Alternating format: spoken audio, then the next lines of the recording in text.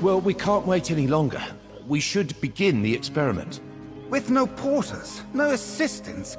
This endeavor's been a farce from the start, Revis. Now it's a doomed one.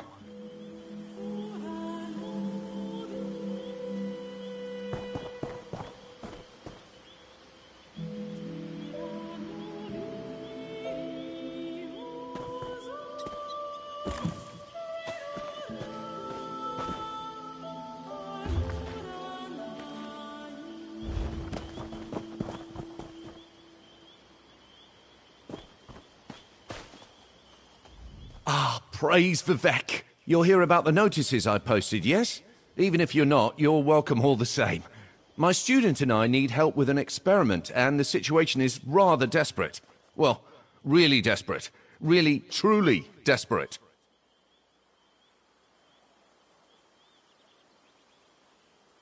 My pupil Tiris and I plan to test my most recent invention, the phantasmal sensor. It's a device that quiets unruly ghosts. Or it should. Honestly, this is sort of a proof of concept. But don't let that worry you. The fundamentals are rock solid.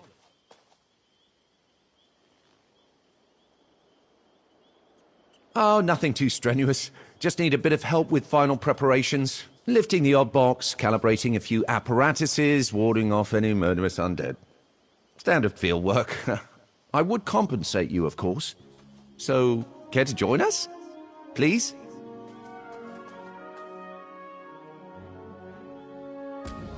Oh, I'm so relieved you agreed to help. Before you arrived, I feared my overseers at House Telvanni really might... No matter. Tiris and I already set up a small field laboratory in the ruined Veyond. Meet us inside and we'll get started.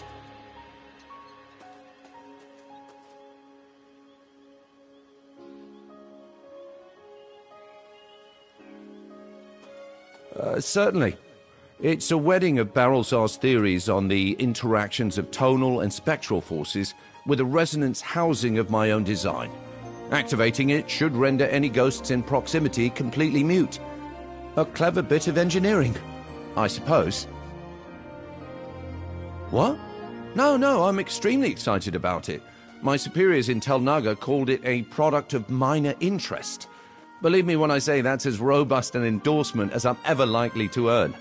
If the Telvanni Council thinks it's worthwhile, so do I.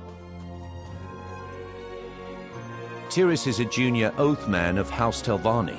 At this point in his education, he's obliged to accompany a spellwright like myself on a few field excursions. Sort of an apprenticeship. Honestly, in his case, it's just a formality. Tiris is an incredible talent, of the sort that only appears once in a generation. What's more, his family is extremely well connected. He lives the Telvanni creed effortlessly. I wager he'll be Archmagister one day. Really putting me on the spot, aren't you? There are aspects of Telvanni culture I find abhorrent, the practice of slavery being chief among them. We do what we can. When the only alternative is exile, it's complicated. Taking assistance from random passers-by. The magisters of the house will most certainly have opinions on this.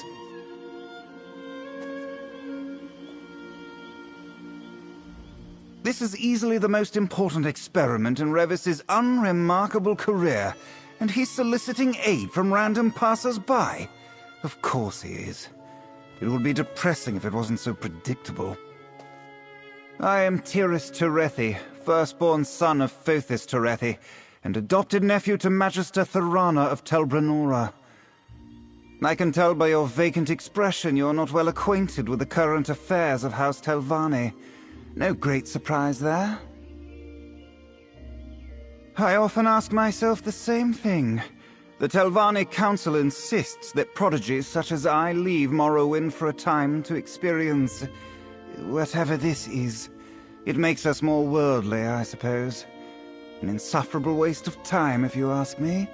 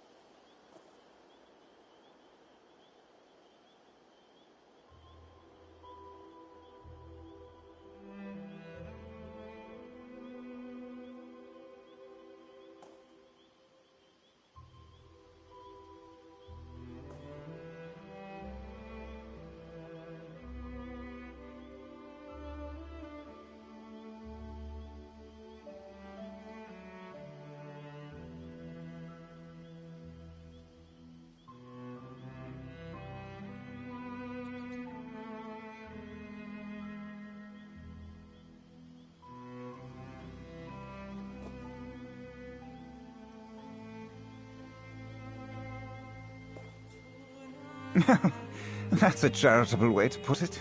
Technically, I am Revis's student, but he's taught me very little beyond how to fumble aimlessly from one disaster to another.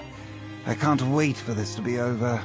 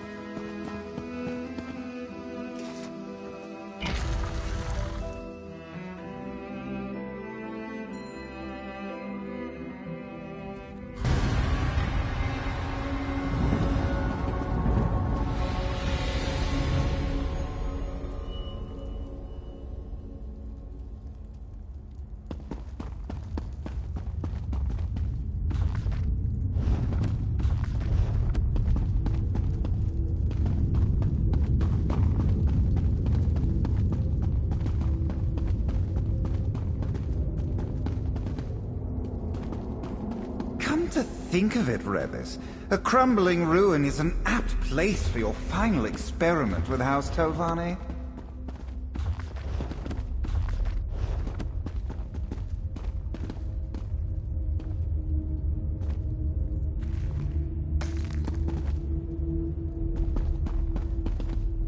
Finally, we can get started. There's a lot riding on this experiment's success. So yes, let's all stay focused and diligent. And also very, very careful. I need you to paint some stabilizing runes around the area to reinforce the sensor's magics. They're not all that elaborate, I promise, but do be mindful. I'm not leaving anything to chance this time.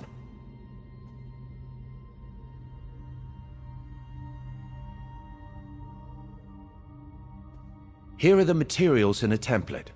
I infused the paint with ground soul gems to reinforce the rune's potency. At great personal expense, I might add. Right, Tyrus? There's no price too high for success. Try not to use it all right? I have a few more calibrations to attend to.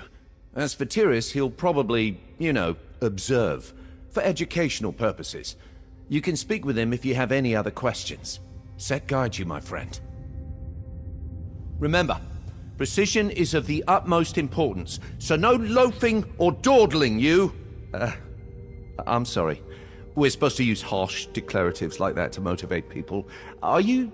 Yeah, I can tell you're motivated. Great. That's great.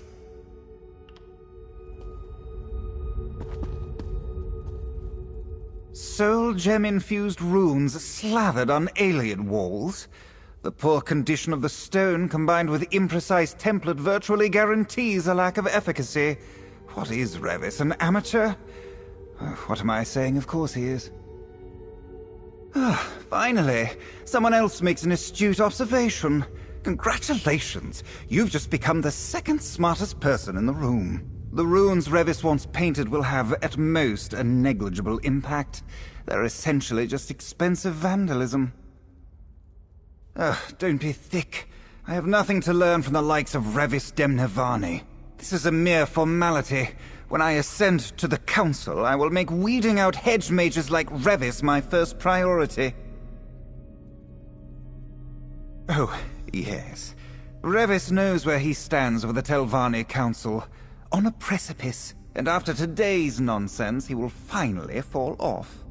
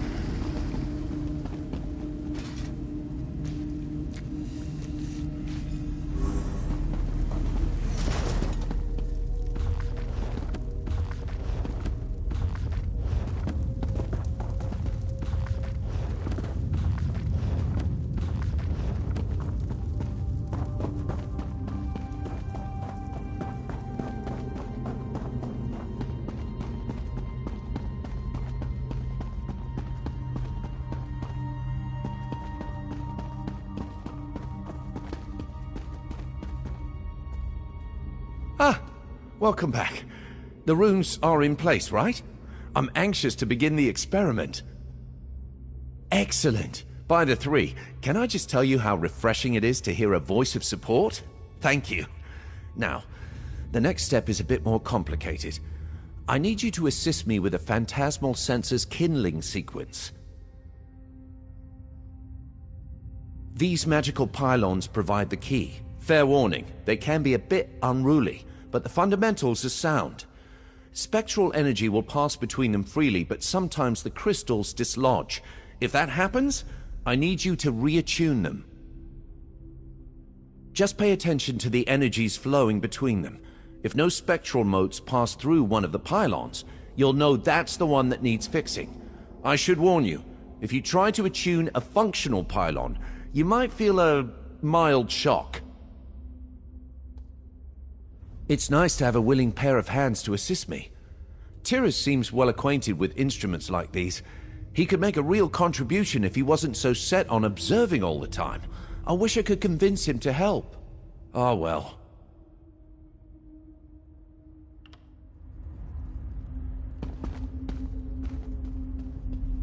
Well, aren't we supposed to be helping Revis with this folly?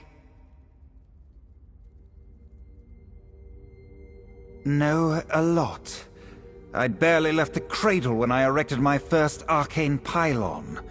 But if you're asking me to assist Revis in this buffoonery, I'd sooner put trousers on a Vardvark. It's just as fruitless, but infinitely more adorable.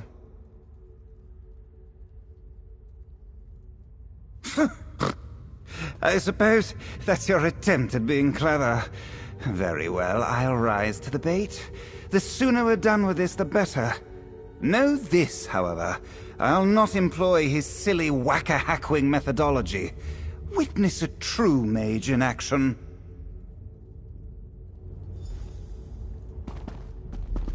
If you're quite finished, Revis. An artless configuration, to be sure.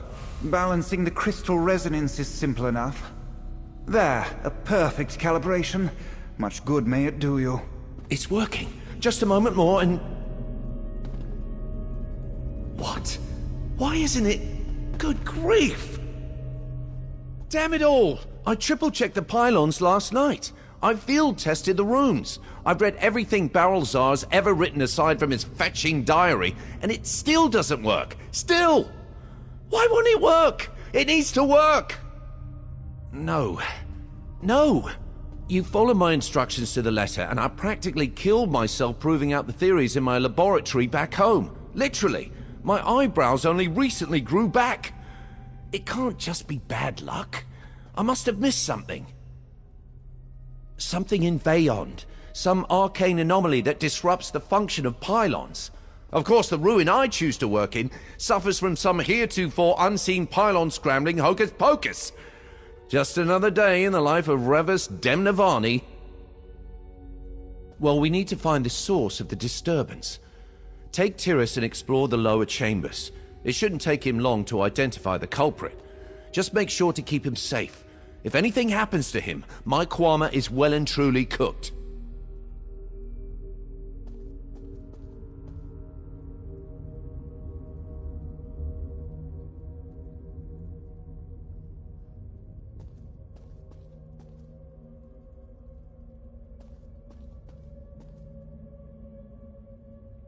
Right. I'll stay here and inspect the instruments. Again. If I didn't find any flaws the first 3 times, I doubt I'll find any now. But who knows? Maybe Tyrus is right. Maybe this is just a huge waste of time. What do I think? What does that matter? The Telvanni Council detests my work on duemitonal mechanics. They want nothing to do with my study of rare eggs. The phantasmal sensor is the only thing I've ever created that won their approval.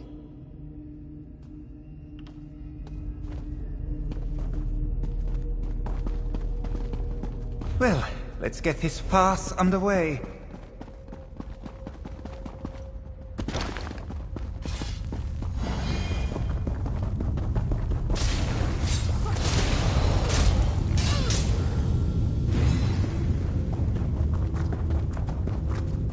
maps of Veyant didn't depict this tunnel. Vex head. Be on your guard.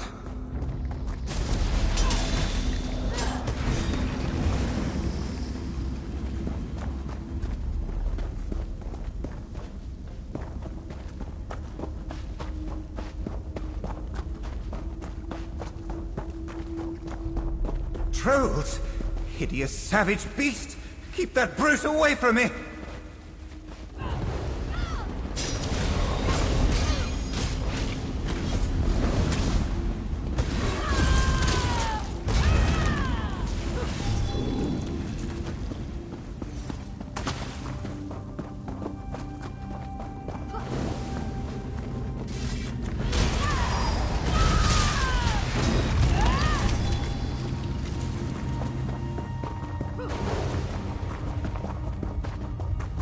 There, in the distance, more alien masonry. Finally, no more mucking around the dirt like some clumsy salt rice farmer.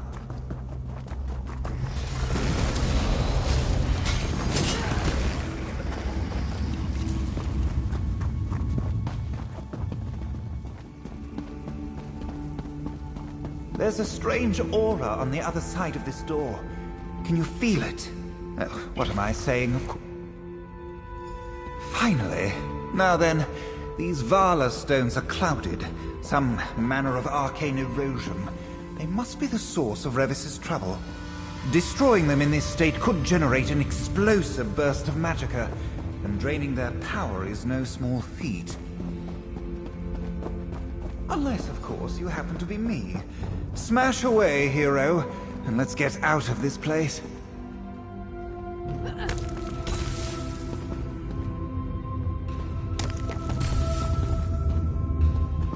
I suppose... Tiris, the interference. I think it may come from clouded... Vala stones? Indeed. The Help and I already dealt with them. You're welcome. Oh, well, thank you. Wait, does anyone else feel that? Intruders? Get out! Get out! A spirit. Stand back, both of you. It's time for a true test of the phantasmal sensor. Get it away from me! Back, you creature! I mean it! Wait, Tiris! No! Ah!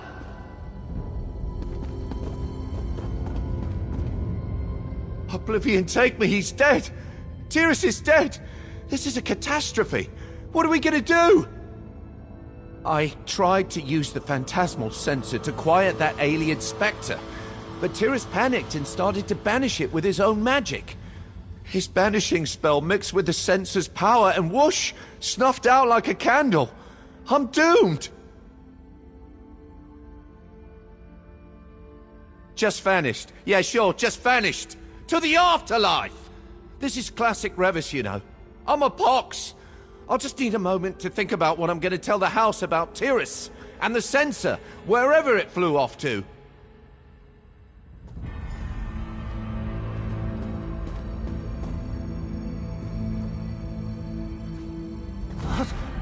What is happening to me? Oh, Tiris. Even now I can hear him in my mind, haunting me.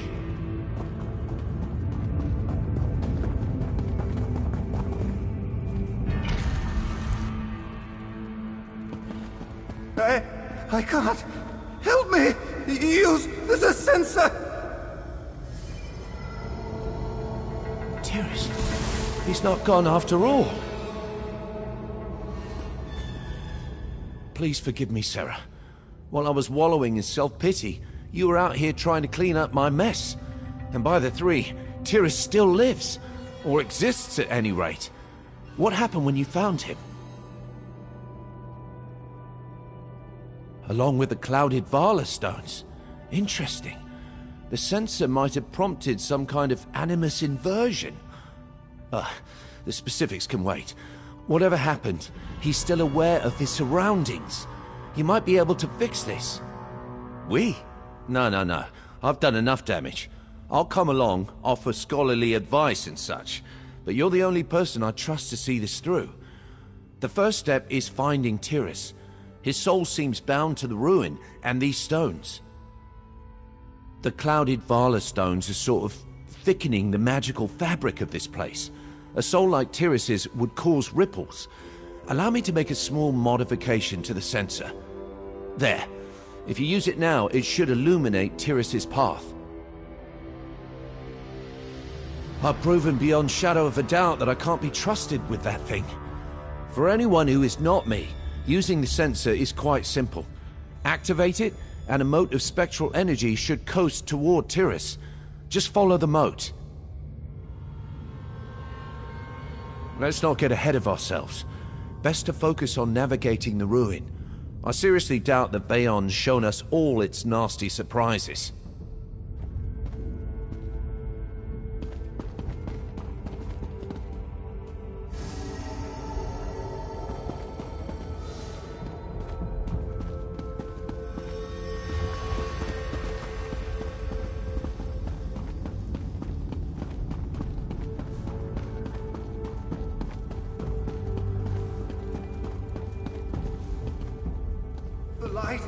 The clouded light, it calls!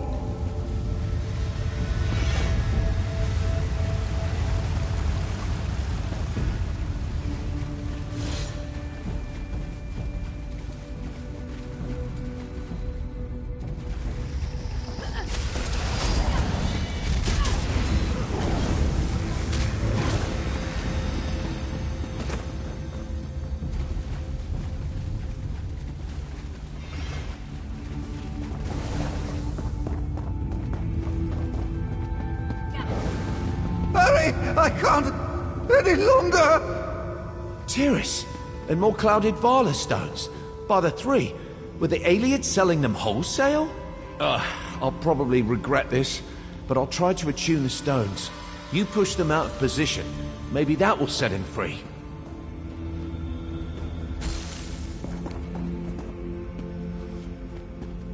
No, not enough! I know that did not look like a success, but I think I know what's happening.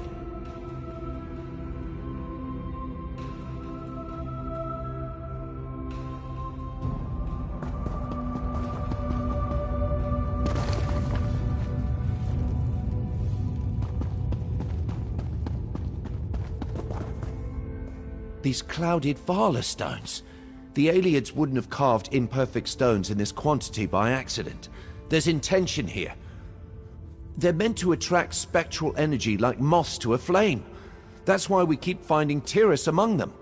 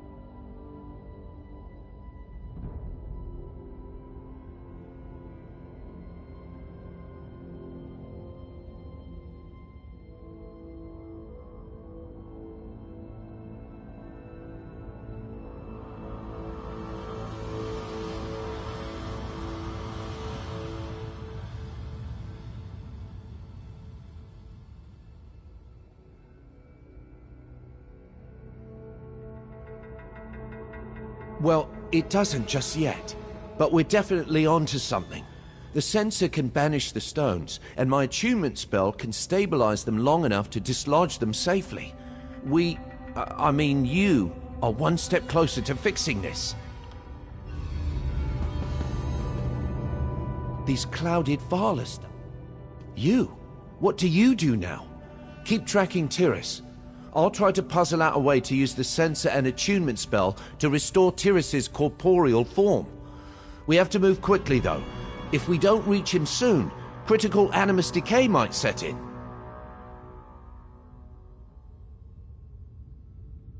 That's because it is bad. Let's pick up the pace, all right?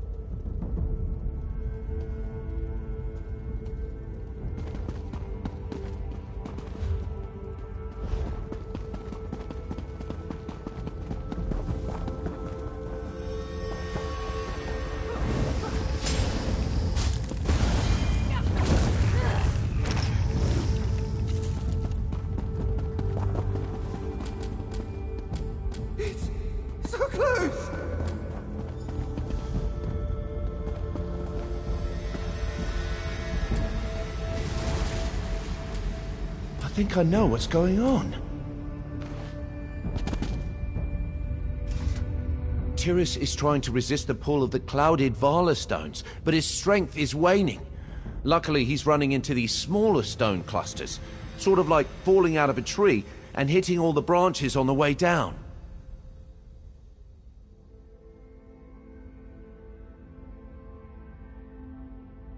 I'm wagering there is a greater load of this clouded glass somewhere in the ruin. A stockpile or something that dwarfs these other Vala stones in size, potency, or both. Tiras should eventually find himself there.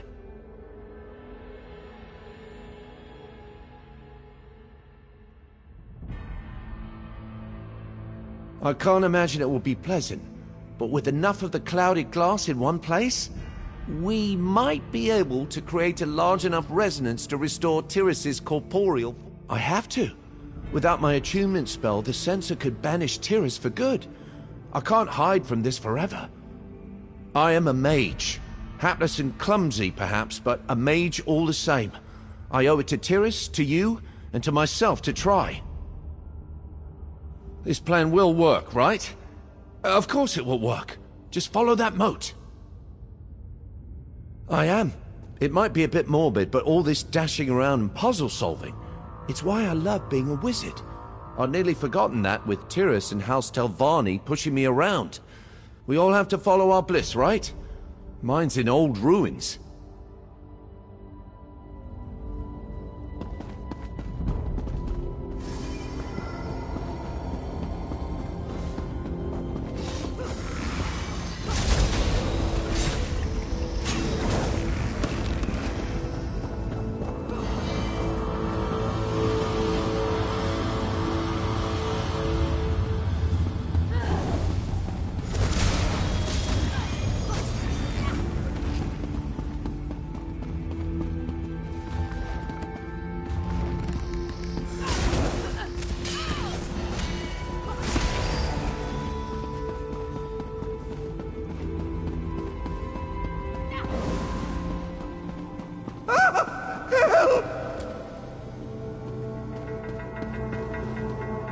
Aeum's mercy. Tiras is fading faster. Quickly, just smash these stones and we'll hope for the best.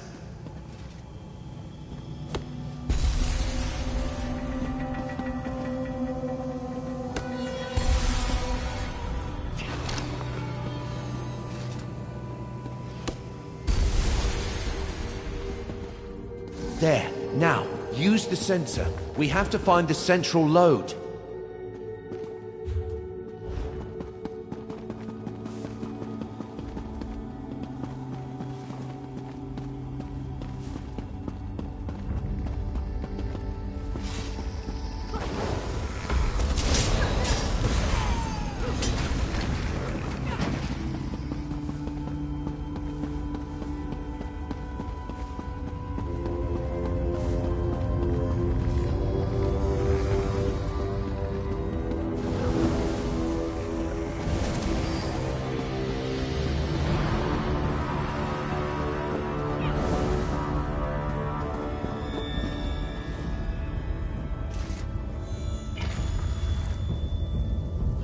This is it. Vex's head. It's not a cluster of glass. It's an entire well. All right. Let's go over the plan.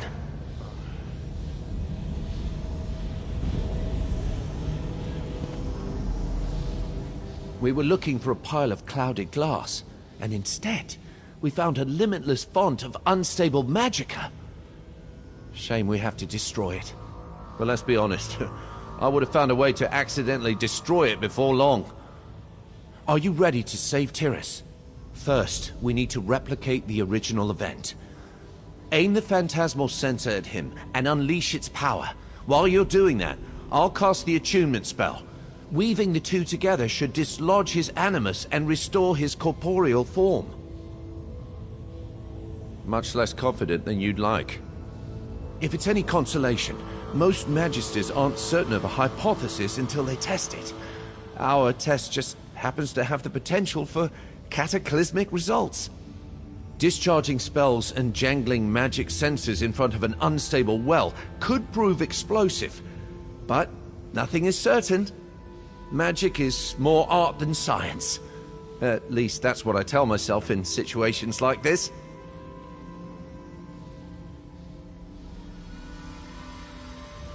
Seven in 10, give or take. You've faced worse odds before, though, right? Come on, hero. Let's do some heroing.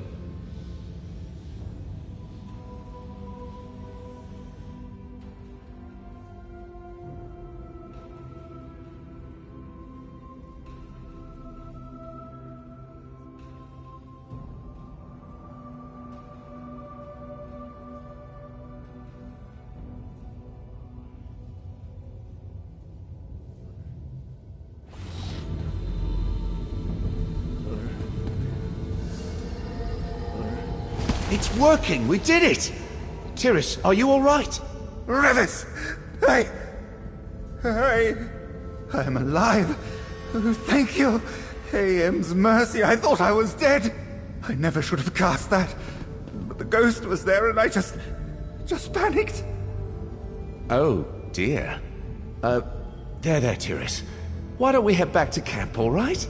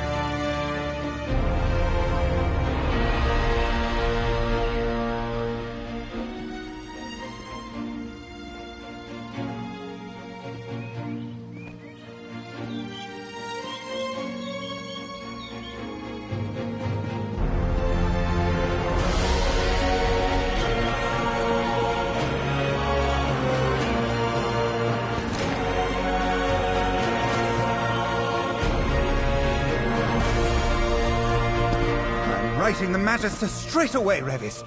You will receive accolades aplenty. Oh, that's, very generous, Tiris. Thank you. Well, this is unexpected. I'd resolved to spend the rest of my life in exile, but now Tiris is singing my praises.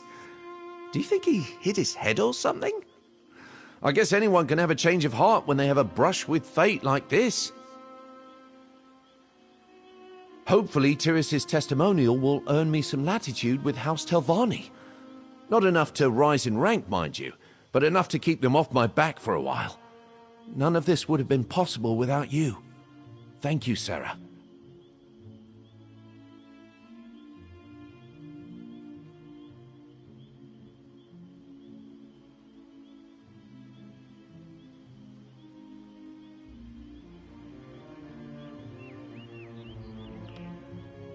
Safe travels, my friend. And if you ever find yourself in Nisus, feel free to drop by.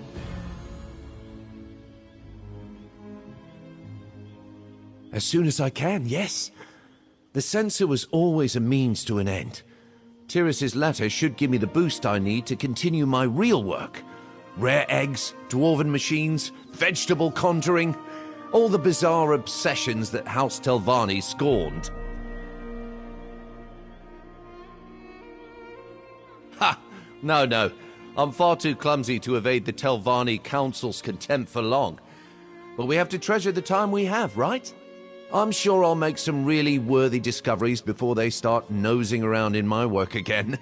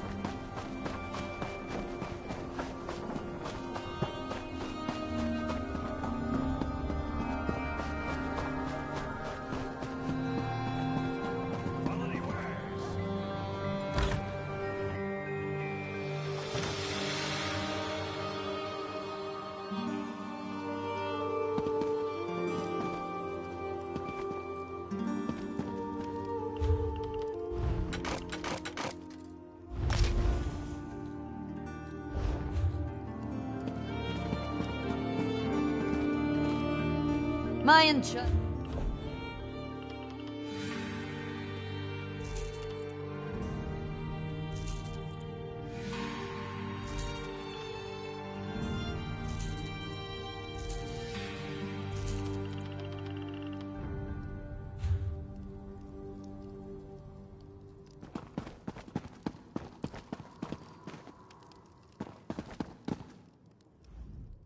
My enchant.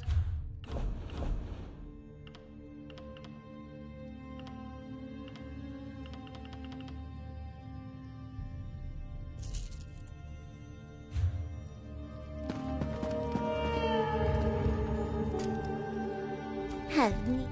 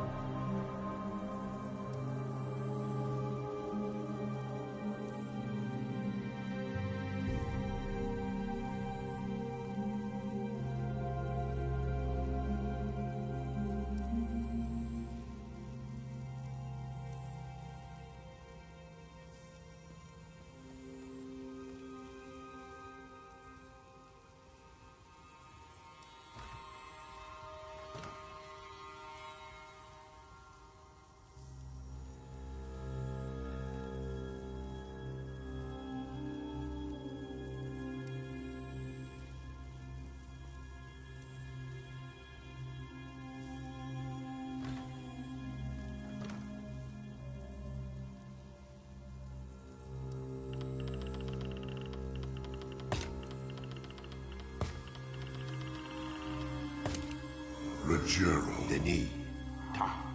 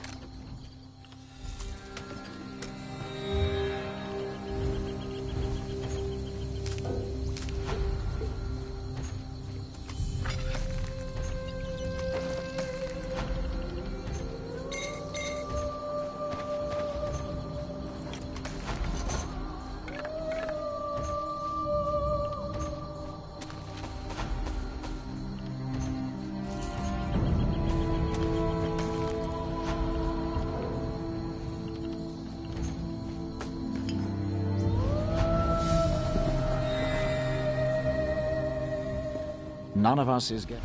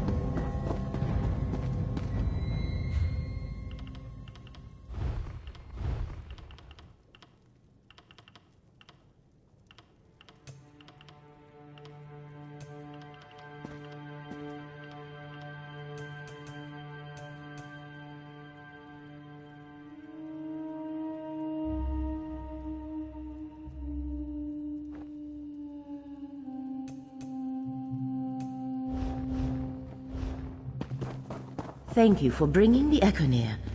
We will need this relic. Speaking of relics, thieves stole an old staff from the Oathsworn pit.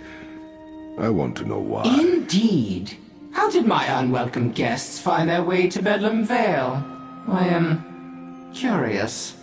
Good orcs died, little prince. I'm not curious. I'm angry. You are one of the more interesting mortals I've run across in the last century or two. First, you helped me chase the blind path out of Maelstrom, and now you turn up here! Clearly, the Echoneer was more important than I thought.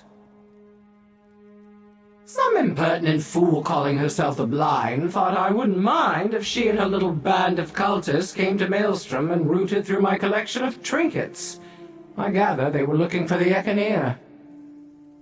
A large petrified eyeball excreted by Hermaeus Mora himself. I've had it since I don't know when. I used it as a paperweight. But it seems Mora had a purpose for the Echoneer all along. Well, it was boring, and I'm happy to be rid of it. Nor did I expect to find you. As always, it is a surprise and a delight, dear mortal. Interesting things happen whenever you're around. To answer your unspoken question, I am here on family business, so to speak. Hermaeus Mora rarely asks anything of me, and I have little use for heaps of obscure tomes. Yet he is scrupulous about paying his debts. I'm doing him a small favor, and now he owes me. One never knows when that might prove useful.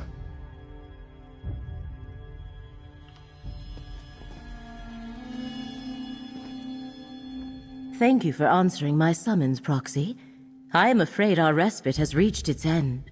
We saved Apocrypha from Vermina and Periite, but it seems Torvasad has embarked on a new design. Hermaeus Mora has need of you again. Torvasad seeks to return to the Mythos, the heart of Apocrypha. He intends to restore Ethelia, the Daedric prince he once served. He has already opened 2 glyphics to revive her memory. He cannot be allowed to unlock the final glyphic. Torvasad cannot force his way into the Mythos against Mora's will, but Mora is unable to perceive his movements. There may be a way for Torvasad to sidestep Mora's ban and reach the vault of the glyphic. Here, take the Echoneer. You will need it. A relic forged by Hermaeus Mora, the Echoneer can corporealize distinct foci. That is, it can reveal echoes of past events related to the Forgotten Prince. Choices made ages ago now menace our world. The Echoneer can help us understand them. When you come to a location associated with Prince Ethelia, hold forth the Echoneer to draw out and observe any lingering memories. You may also need to perceive the threads of fate as I do. I have a spell for that.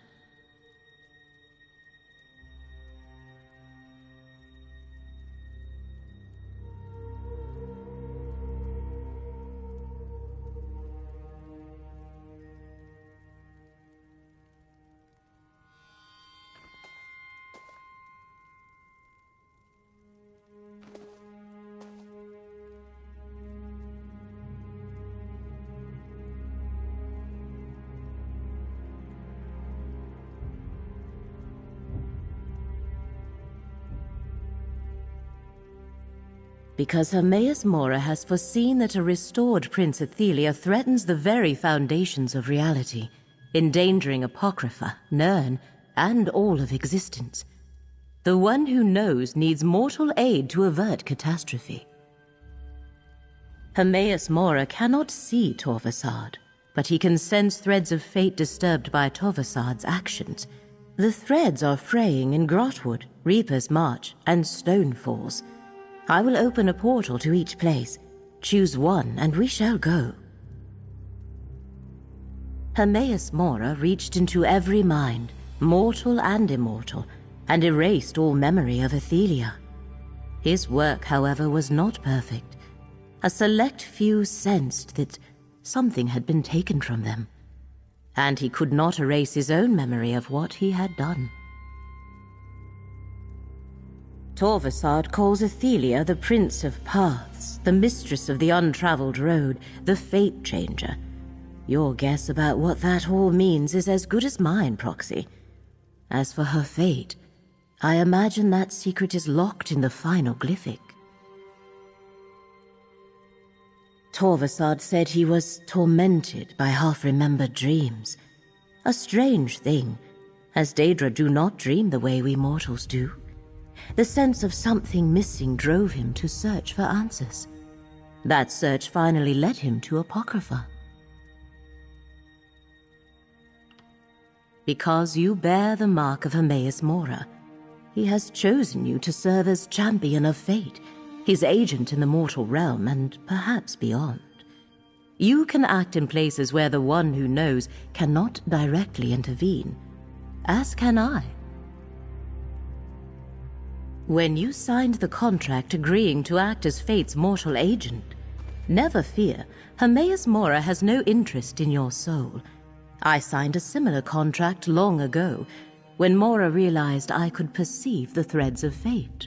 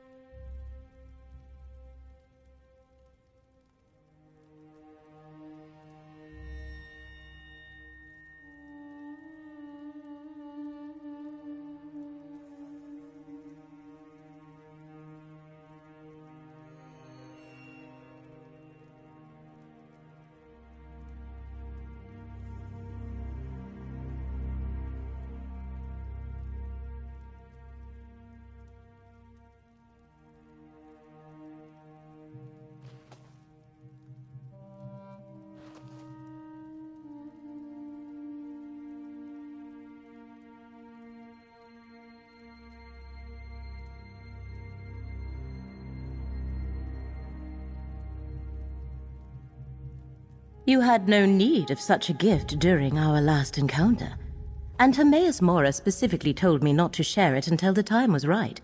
That time, according to Mora, is now upon us. The one who knows can be inscrutable at times.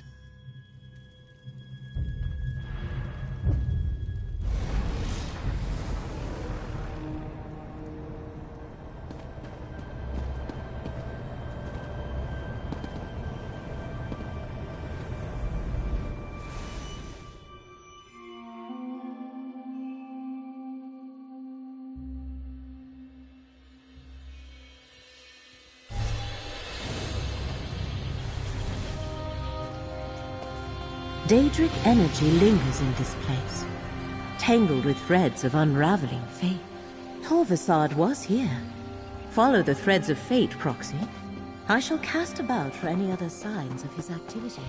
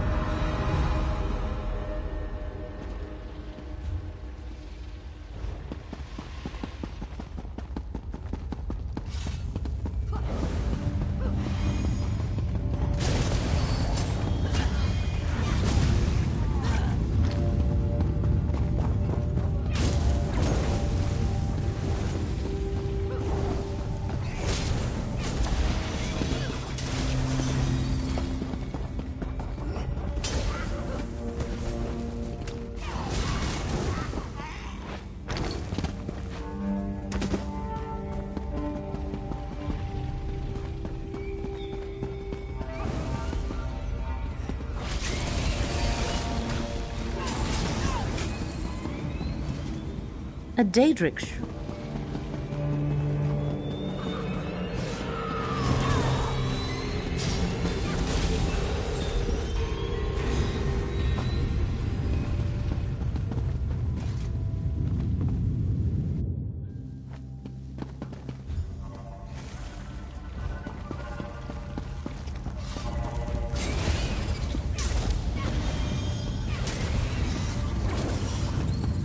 Why would fate lead us to an abandoned shrine? There must be something here.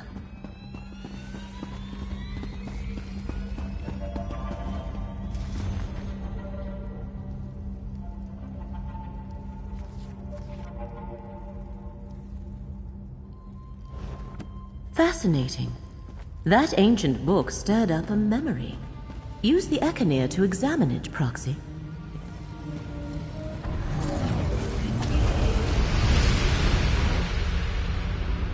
The Tribunal's ordinators hold our brethren. We need the Skein of Secrets to free them. But the Skein is lost. We must beseech the Lady of Whispers for help. Then let us adjourn to the secret sanctuary. The circle we stand upon is the door. We need but a single drop of blood to open it.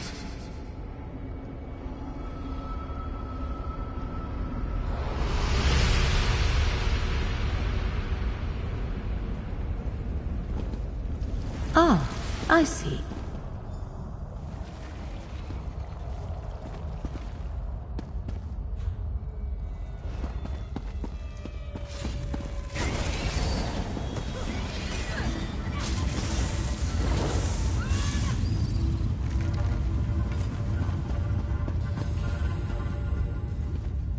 Nothing. Fate seems to be fighting back. I wonder how much of that is because of you. Torvasad, talk to Fate's Chosen. Tell us what this is all about.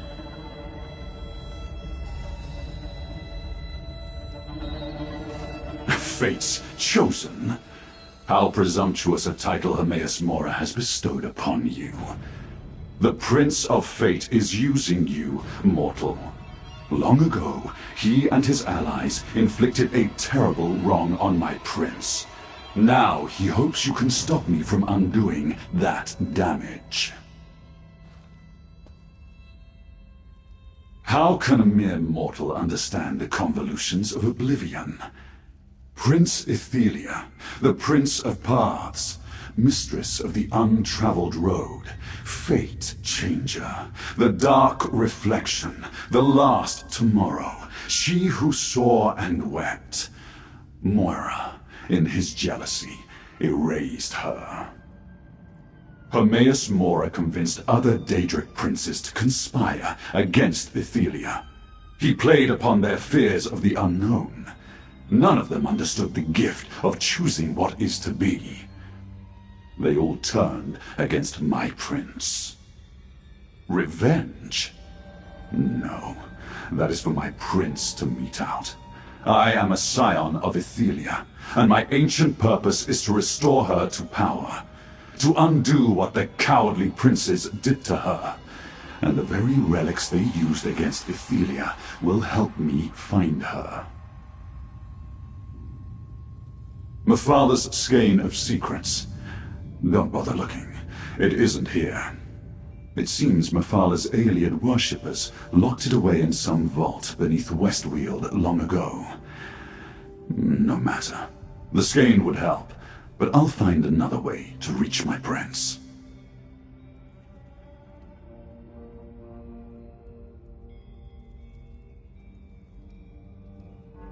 And you believe, Mora? Stand aside, mortal. I will not be swayed from my purpose.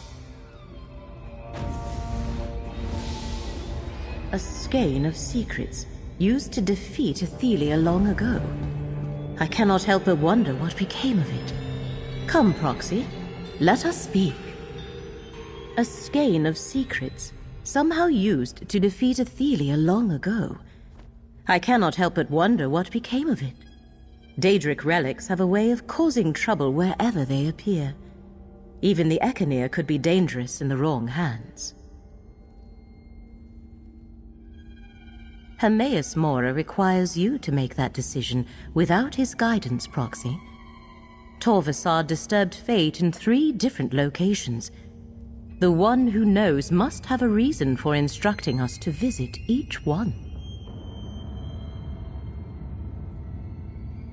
Your choice, Proxy. Hermaeus Mora made it clear that we are to be guided by the decisions you make without undue prompting from him or me. But our work is not complete until we discover what Torvasad seeks there.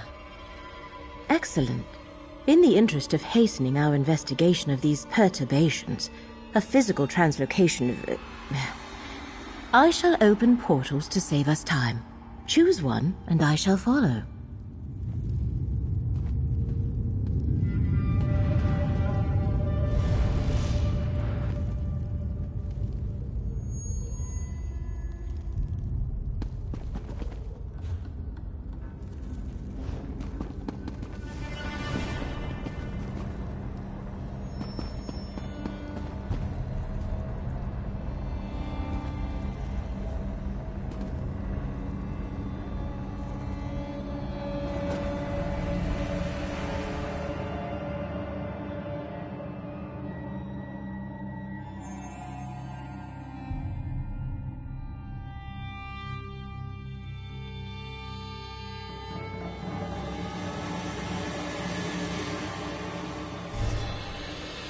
An Ayleid ruin?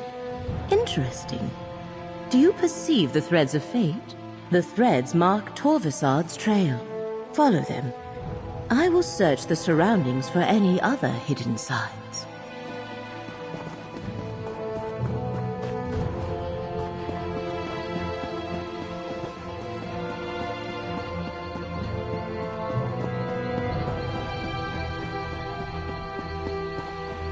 This work isn't going to do itself.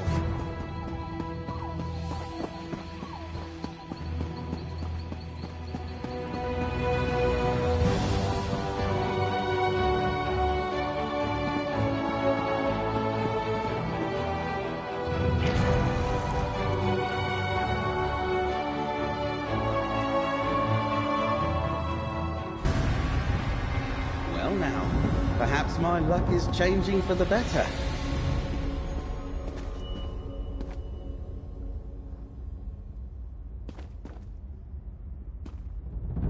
Why, if it isn't my sister Everly's friend!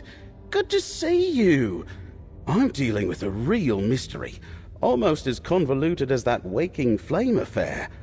I'm tracking a group of troublemakers called the Recollection. I don't suppose you're after them too? They're an elusive lot. Something between a secret society, a mercenary company, and a cult. I caught wind of people disappearing, and I think they're involved.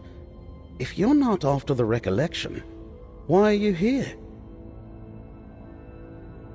Dangerous quarry, but you look like you know what you're doing. It's strange that my pursuit of the Recollection and your hunt for Torvasad led us both to these old ruins.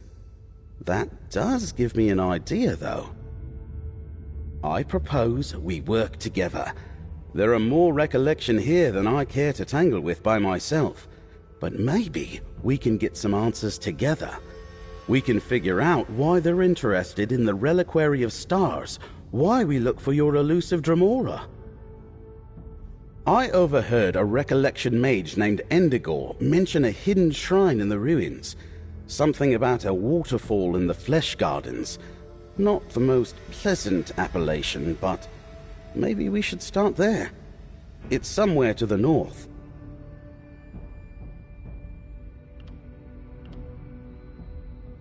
I guess that business with the Waking Flame cult and Emperor Leovic's Elder Council brought me out of retirement. When the Recollection showed up, people started disappearing. So, I put down my quill and picked up my daggers again. My little sister is off on her own adventures. Honestly, I can't keep track of her comings and goings. I think we can blame that on you, friend. Your example inspired her to go find situations in need of a wandering adventurer.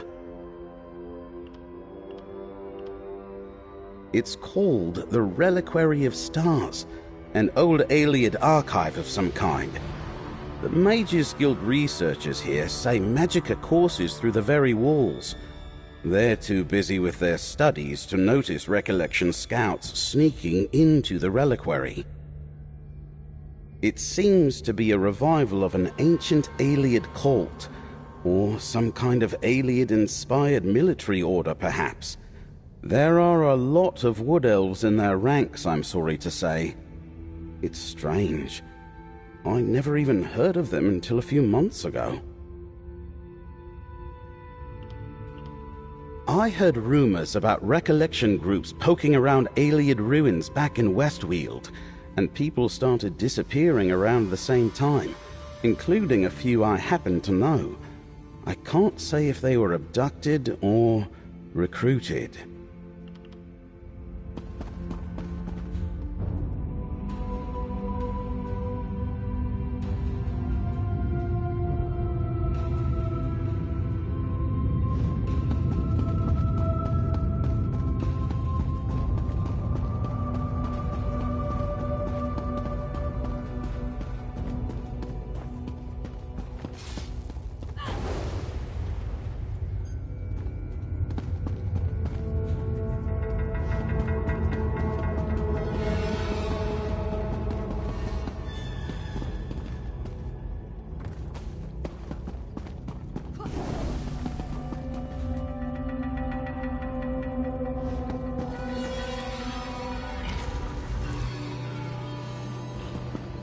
Cracked acorns, I don't like the look of these statues. Watch your step in here, friend.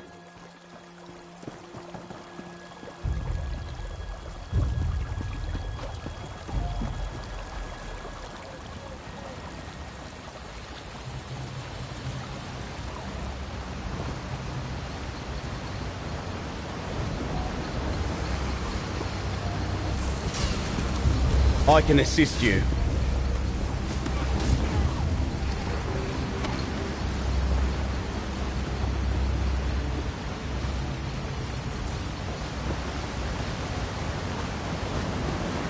Look, is that a door behind the waterfall?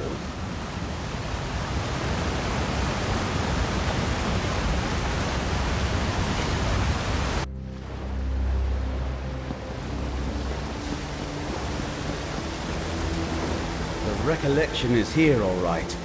Be ready for trouble.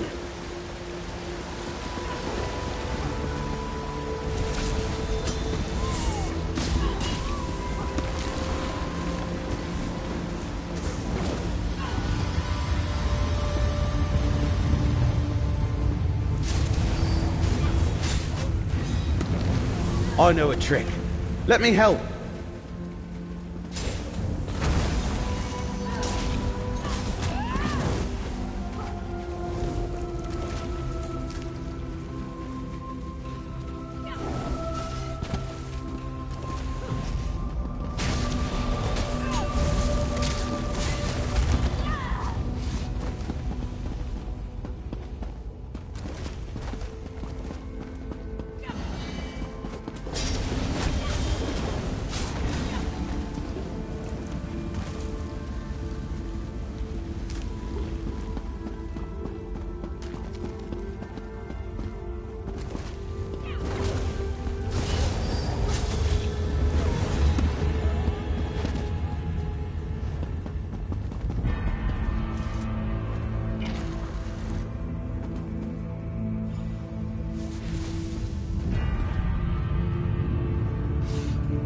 This will be your last mistake, Berrigan!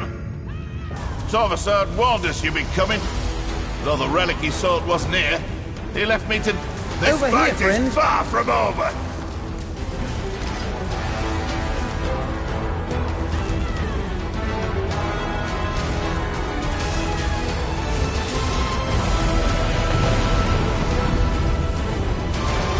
Guess I wasn't as sneaky as I thought. Must be out of practice.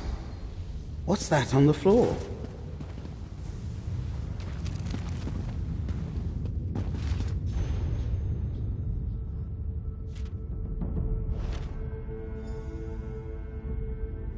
Looks like we found the recollection, or some of it. I didn't know Endigor well, but what I knew of him, I didn't like. A bigoted radical at best. I'm surprised he would work with any non-Bosmer at all. What's in that letter? May I see? Huh. That settles the question of whether Torvasard and the Recollection are working together. It was no coincidence that we met here today, friend. According to the letter, they haven't found it yet, or even any leads to its whereabouts.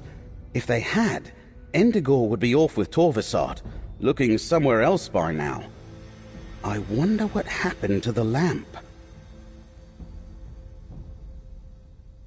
Something unusual. Let me see. Ah, over by the altar. Is that what you're looking for?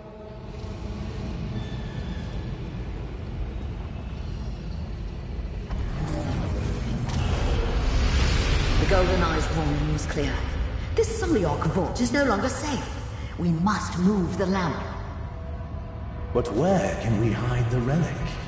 I know a cave to the north. The lamp should be safe there, once we apply the appropriate spell. Was that a memory from the Merethic era? Never mind that. Who's this high elf? I am Laramel, little wood elf. I assume from what we saw in that memory that Torvasard did not find what he was looking for.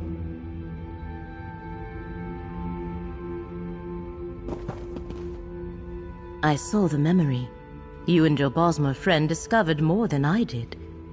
I do not know why Torvasard would seek an old relic of Azura's, but it appears he met with failure. Our search, however, is not yet over. Say your goodbyes, and let us go.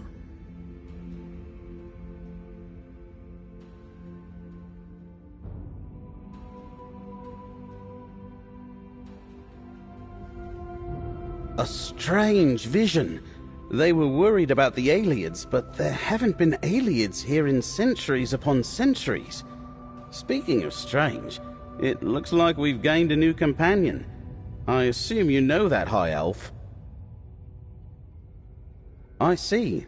Well, since it looks like the Recollection is working for him, I guess I'm looking for Torvasard now too. There are plenty of Recollections skulking about in Westweald. I'll meet you there if you run short of other leads. Nature's luck to you too, friend. I have a feeling our paths will cross again. Let us speak, Proxy.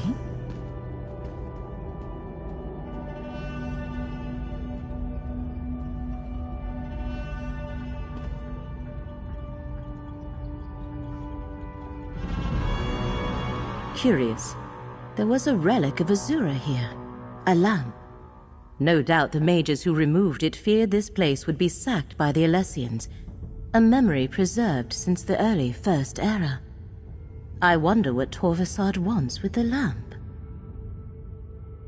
We must determine what awaits us at the final site. Twice now the threads of fate have led us to a Daedric prince's shrine. I imagine we will find a third such shrine there. The question is whether Torvasard has found another relic or not. Good. Allow me to create another portal to speed our journey. It appears we are in a race against Torvasard, and so far he is winning.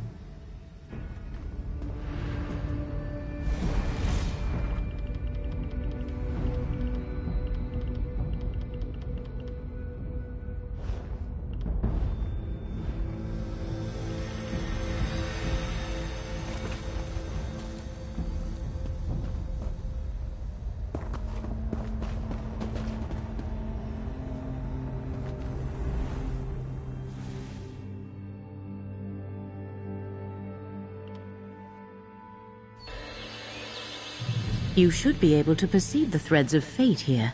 Follow them, Proxy.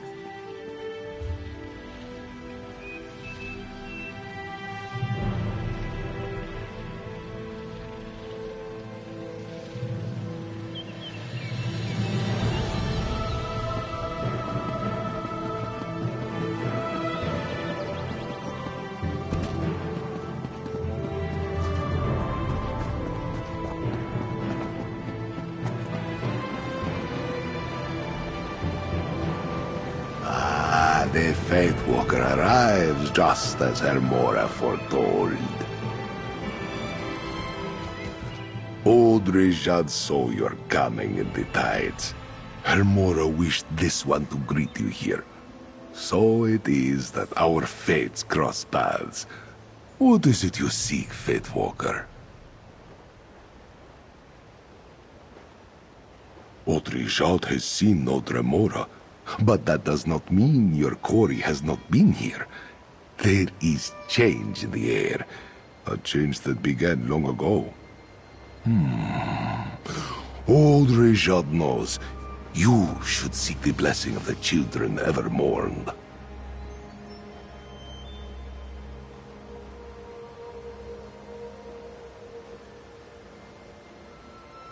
Visit the nearby shrines of beloved Jon and Jod. Pay your respects. In days of old, we Khajiit would pray to the twins to bless our paths with moonlight and sugar. Perhaps it will be so again. The shrines are here in this courtyard. Old Rejad can tell. You have a long journey ahead of you, Faith Walker. You will need the blessings of the two moons. Return after you have paid your respects. This place is just a stop along your path, Faith Walker. What you ultimately seek is not here. But do not despair. Old Rejad thinks you had to come here, and his heart tells him your journey will take you to strange and distant places indeed.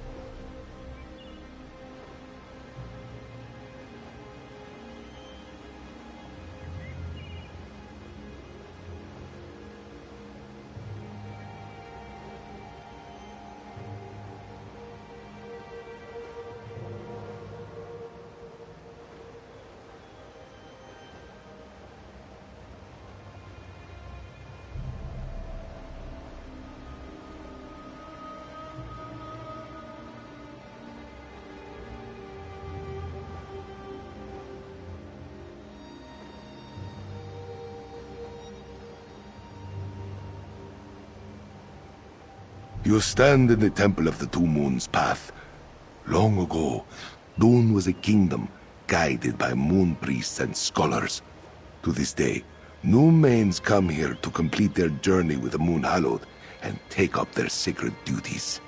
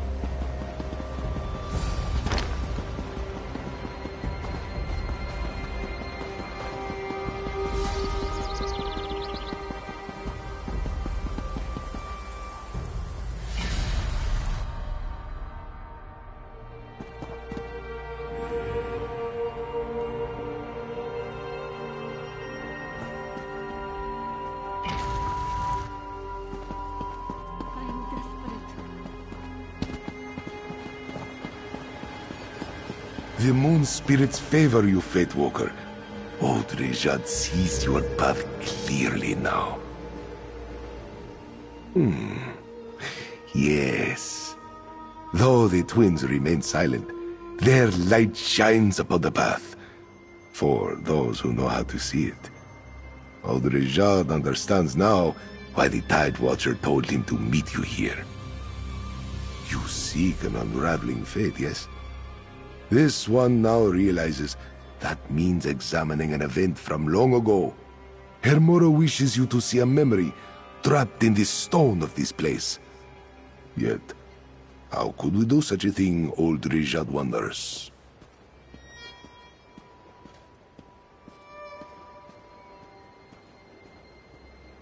A thing blessed by the Tide Watcher himself.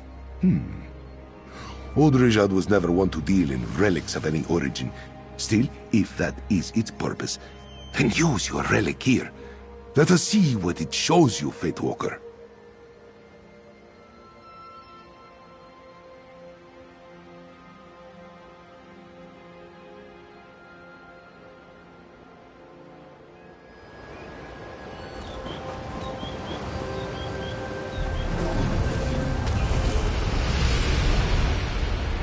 The first main has shown us a new path. This temple is to be raised. So commands Rita Ridata.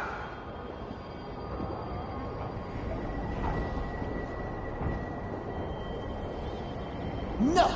This shrine is under Boethra's protection. Let this serve as a warning.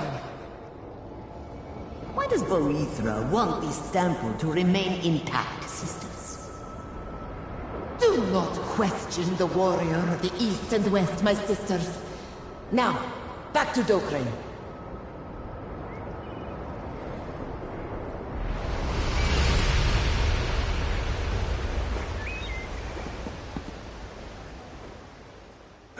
Interesting. Old Rejad is an expert concerning those days.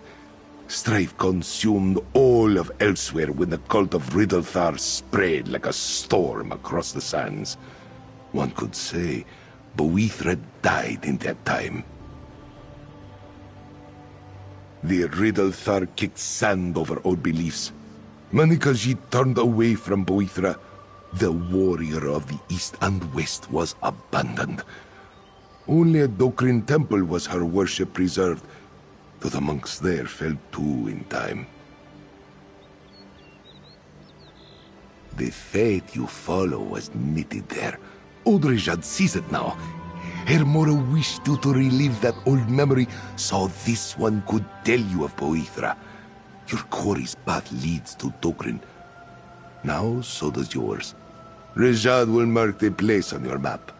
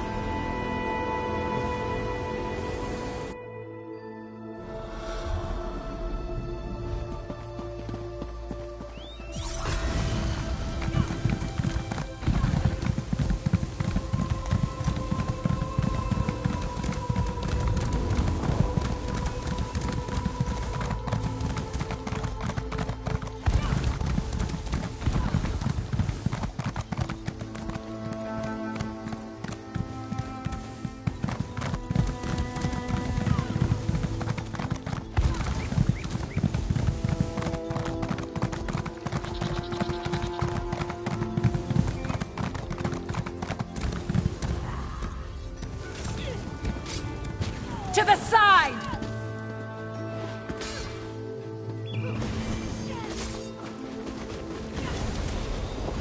Move to flank!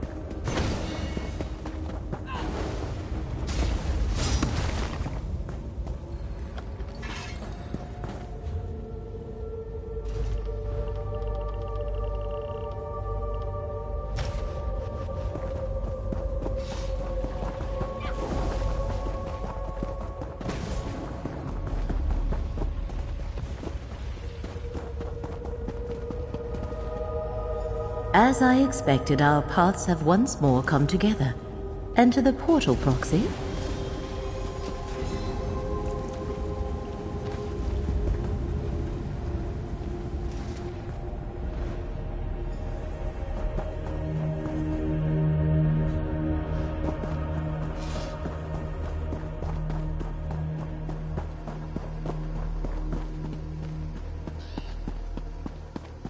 Why would Torvasad seek out a shrine to Boethia? Wait, up above. Torvasad is here. Ah, Mora's champions. I expected to run into you eventually. Boethia's blade, Abolisher, is mine now. The first of the 3 relics I require is in my hands. Soon, Prince Ethelia will be restored. I hope you are there to witness her glory. A relic of Boethia? One moment, Proxy. We should speak. As I thought, this is about ancient relics. Torvasad believes they can lead him to Ethelia, the Forgotten Prince. But I do not yet see how he hopes to make use of them. A good question. I find it interesting that Torvasad was not satisfied with only 1 relic. He wanted to recover 3. A blade associated with Boethia, a lamp from a shrine of Azura, and a skein created by Mephala. I wonder. These princes are known as the Good Daedra in Dunmer tradition. Long ago, they often allied with each other to guide and protect the people of Morrowind. I doubt that is a coincidence.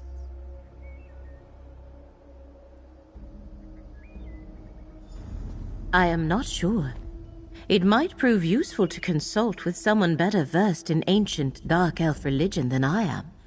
Fortunately, I believe I know just the elf, our dear friend Gadain. Come, Proxy. I shall open a portal to Vardenfell.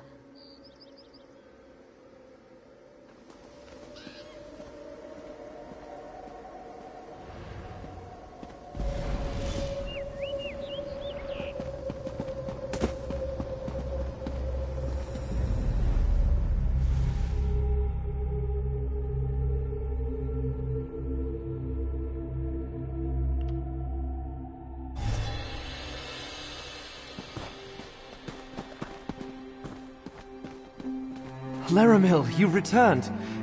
But I know that look. What's wrong? Torvasad once more moves against Apocrypha. He seeks to restore the Forgotten Prince. I'll let our friend explain.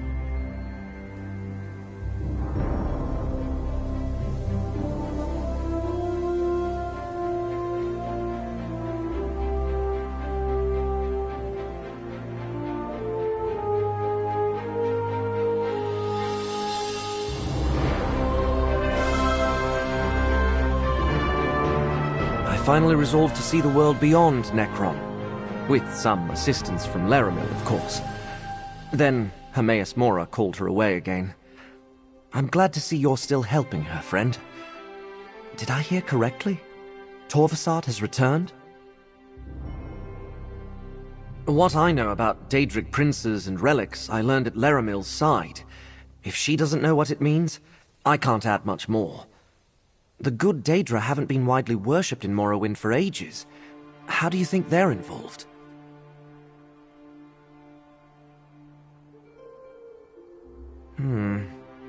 I've never heard any such story, but Holomeon Monastery is just north of here. The monks there preserve the old Velothi traditions. If we're dealing with ancient myths about the good Daedra, they might be able to help. Go on ahead. I just need a moment to confer with Laramil. We'll meet you at Holomeon shortly. We may need to convince the monks that we come in good faith. They rarely welcome visitors who don't share their beliefs.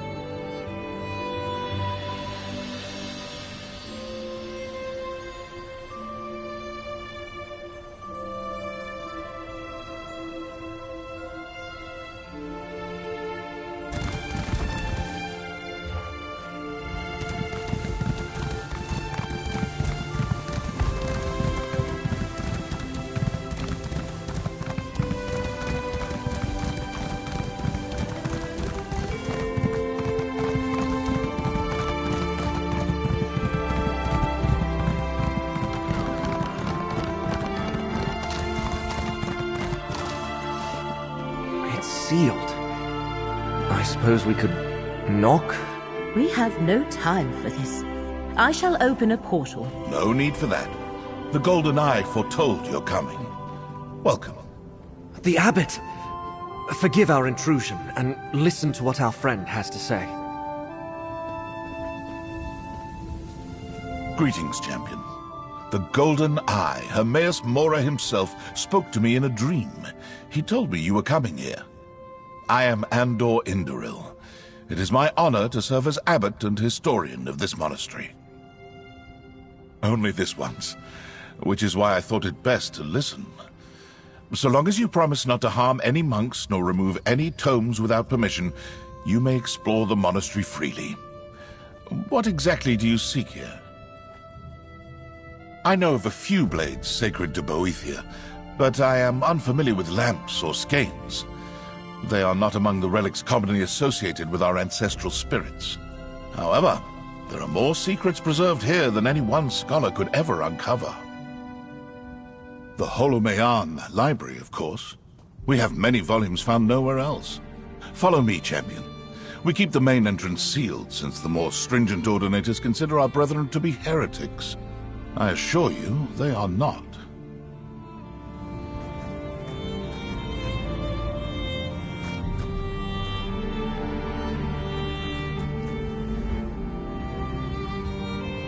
Ah, I just sent your friends to the library.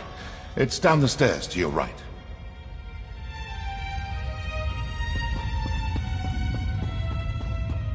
Look, the Ekaneer has something to show us. Fate has led us true again.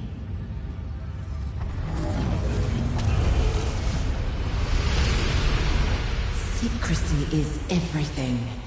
Yet, we must leave something behind in the event that we fail. Even if we succeed, the need to act again may arise some long tomorrow from now. Herba Mora will not allow that to happen. But I agree. We should leave instructions here for those who come after. That book! It is the very one those 3 ancient priests were handling in the memory. Examine it, Proxy.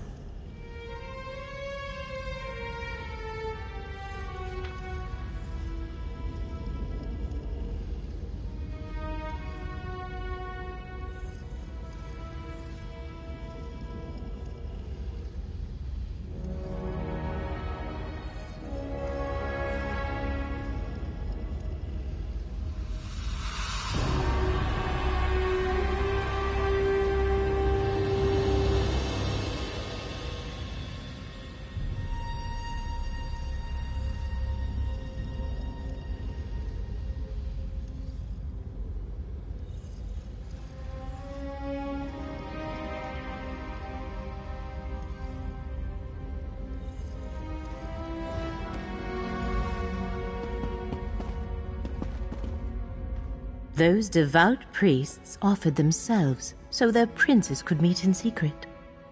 We must find the gate they used. It could be the access to Apocrypha Torvasad is seeking. Torvasad said the relics would help him find Athelia. He must believe they will lead him to a gate to Apocrypha or the final glyphic in the mythos. We need to find the gate first, but I have no idea where the Shrine of Inevitable Secrets lies. The course of fate is never that simple. Many futures branch from each choice we make. If we know too much, we risk altering our choices and changing the outcome.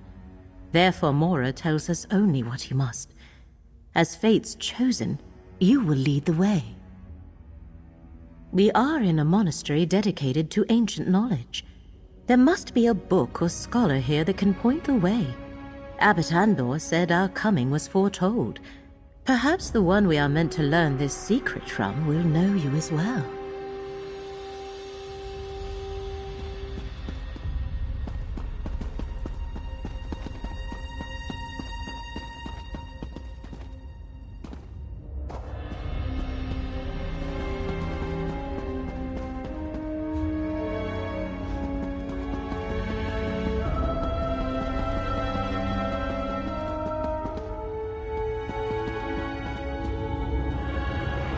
Well met, Sarah.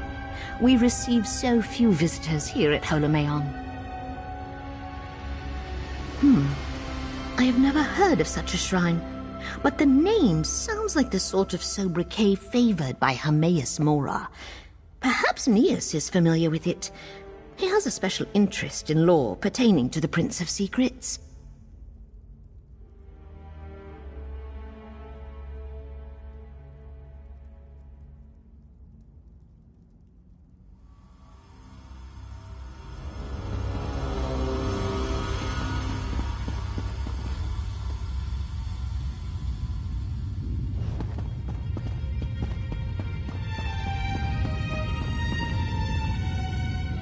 Ah, you must be the guest Abbot Andor told us to expect. If there is anything you need, you simply have to ask. You're a few centuries too late for that, my friend.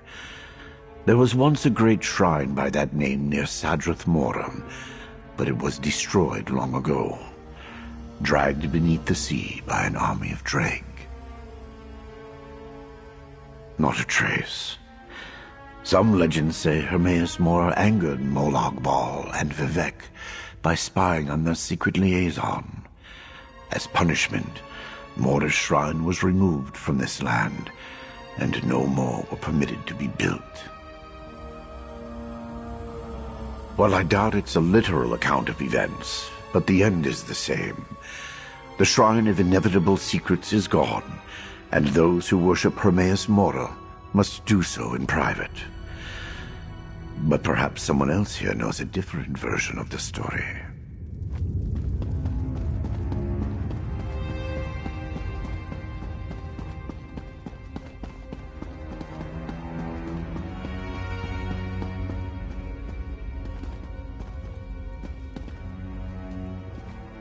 Curious. I sense a powerful arcane aura surrounding you. You carry something rarely seen on this mortal plane. It reeks of the black arts of oblivion. Wondrous. May I see it? Fascinating. A relic crafted by the Golden Eye himself. Few mortals have ever laid eyes on such a thing. I can see you have been chosen by Hermaeus Mora for something special. A rare honor indeed. Worship implies the subject of one's devotion desires adulation. Hermaeus Mora is beyond such vanities. I give him my respect, not my prayers. If one wishes to uncover the secrets of the plains, it is merely prudent. Ah, the fabled shrine of Anud Nabia. Some say the disaster occurred after the birth of the tribunal, but I think it happened in the Merethic era. If it still stands, it would be along the shore to the north. Perhaps your relic can help you locate it.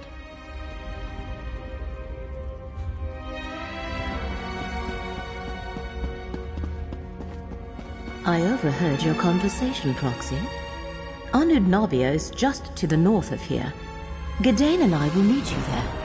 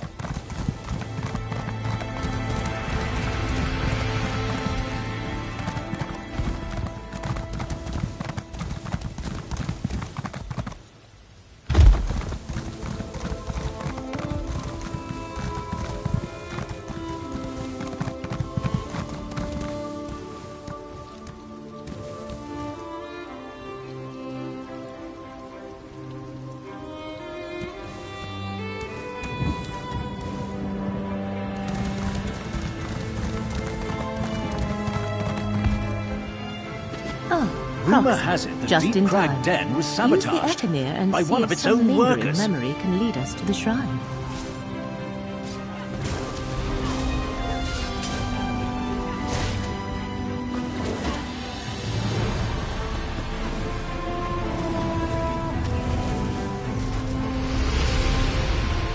The Prince of Paths caused the sea to swallow this ancient city. Hermora's temple now lies beneath the waves. Then that is where we must go. Methala, Lady of Whispers, take this mortal shell. I am ready. Boethia, I call upon you. Dark Warrior, let me bear you to the conclave of princes.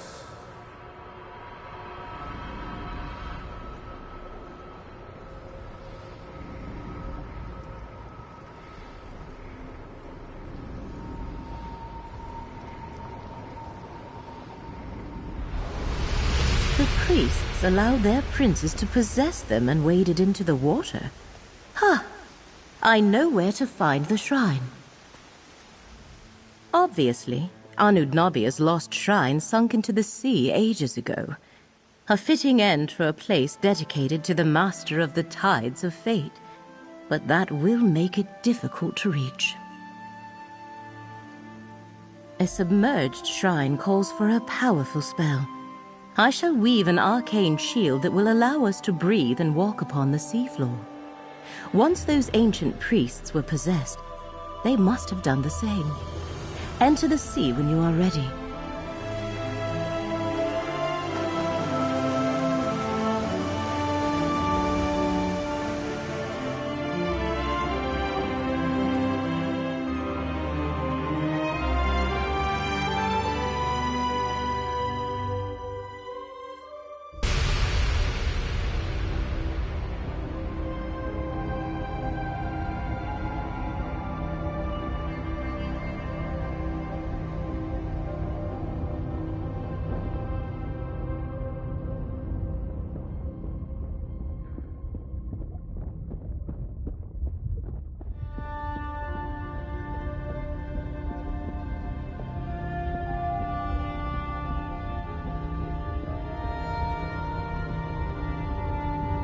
Incredible!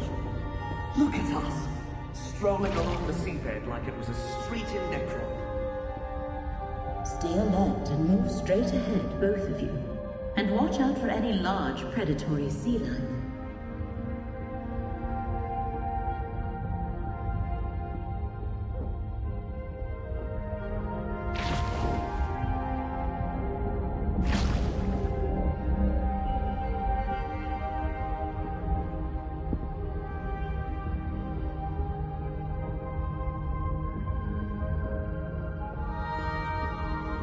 Up ahead, I think I see the shrine.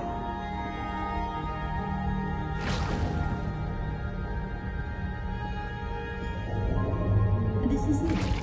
After you, Proxy.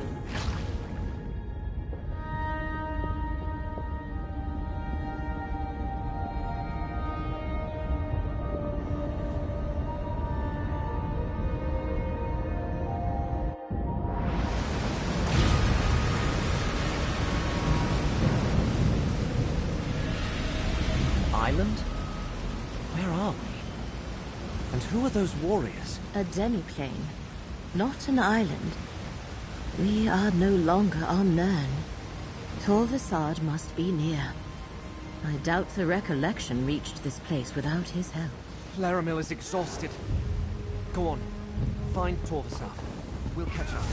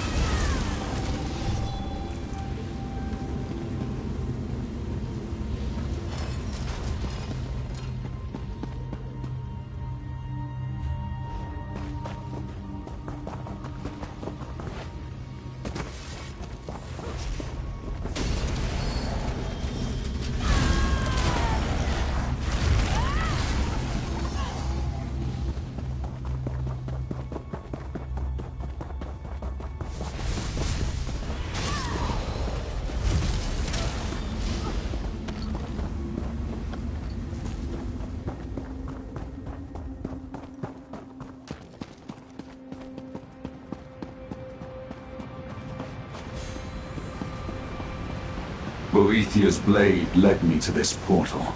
The path to the Mythos. Apocrypha's heart. Only those bearing the essence of Azura, Boethia or Mephala can access this portal. The gate recognizes Boethiah's blade.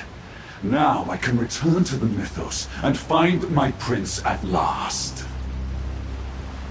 A permanent portal to the Mythos. I did not know such a thing existed. Chosen of fate, hold. We must speak. The one who knows is here. Speak with him, Proxy.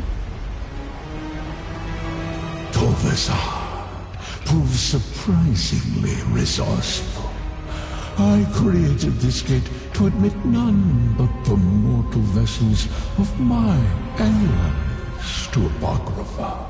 Yet the relic of Boethia he carries deceived my defenses.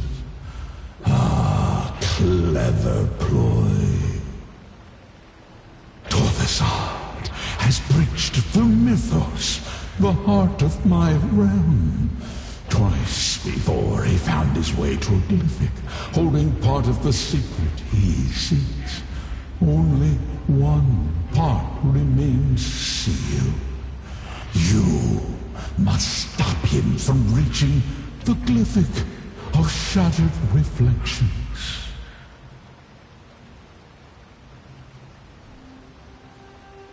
I created this gate, and I command it still. Behold, this portal is opened, and will take you where Torvasard has gone. What happens next is in your hands. I dare not interfere with fate more than I have.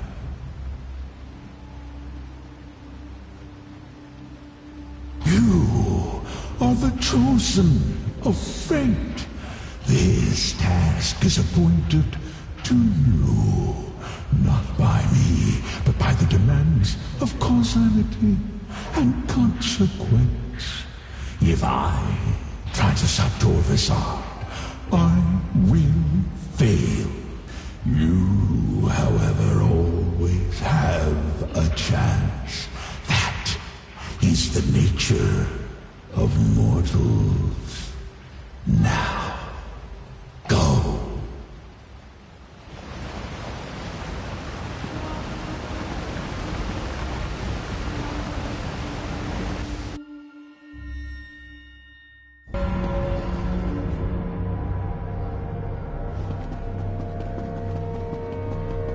The Mythos of Apocrypha. Heart of Hermaeus Mora's domain. I remember an answer Torvasard is somewhere Torvasad's ahead of call. us.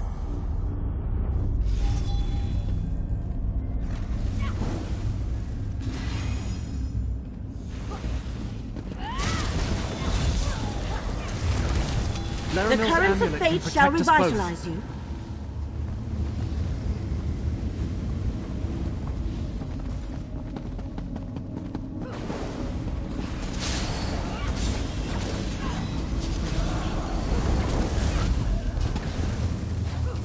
Feel the currents of fate flow through you.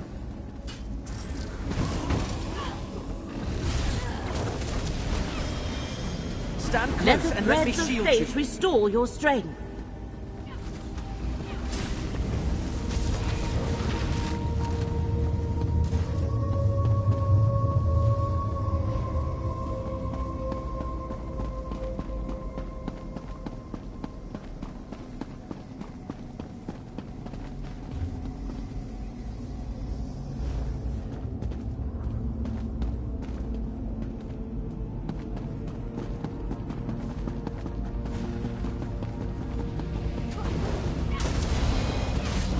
Prince Athelia's scion requires Clan Shardborn's power.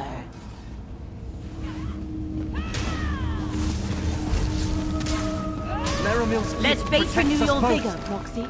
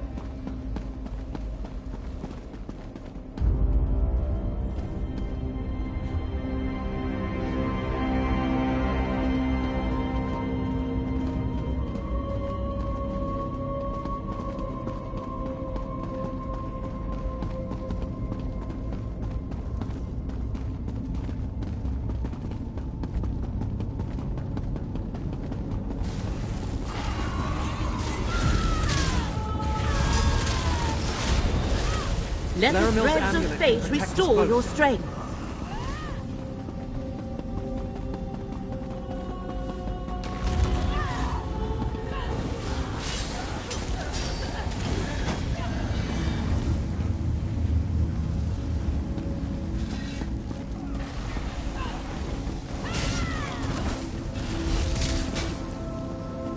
The currents of closer to me, fate friend. shall revitalize you.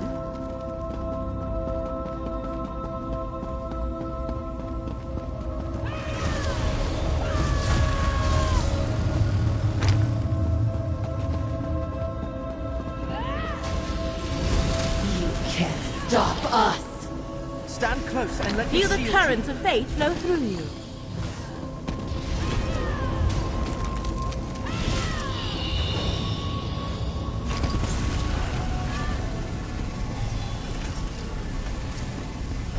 Make Mora's minions suffer! you. Laramil's gift protects us both.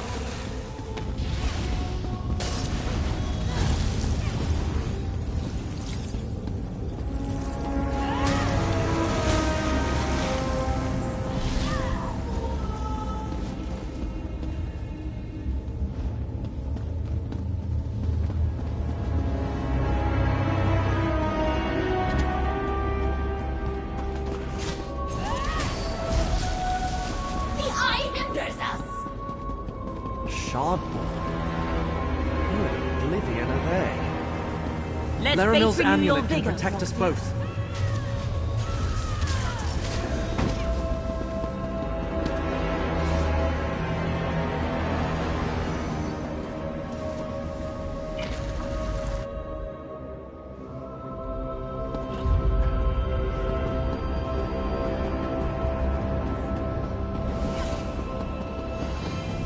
I remember our realm. Miramar! Ethelia's servants awaken! My apologies, mortal. They see anyone marked by Mora Feel as the a foe, currents of fate flow and I have through no time to tell them any different.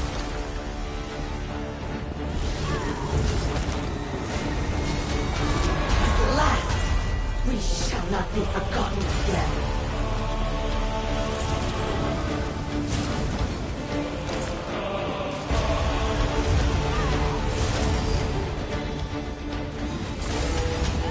Stand close and let me shield you.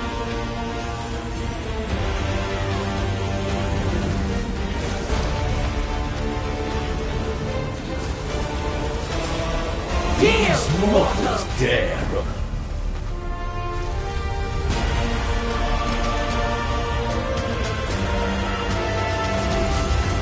Let fate renew your vigor, Roxy. Laramil's gift protects us both.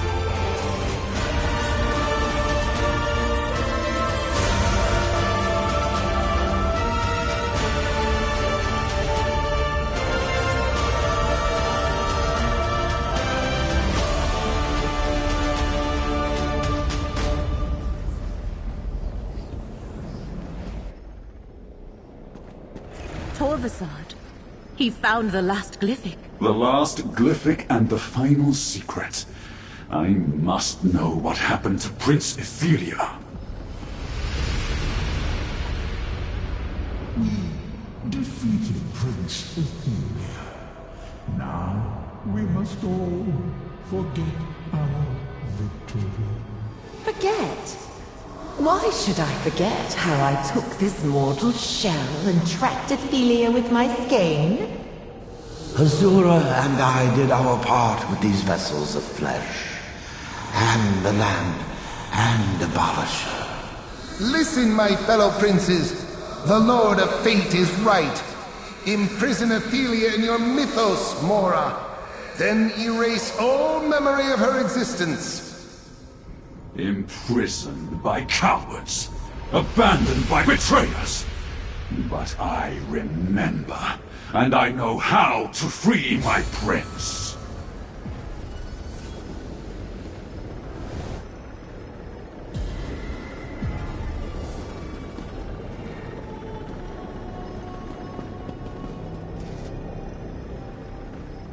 Sealed away, alone for millennia, I will free my prince and restore her glory.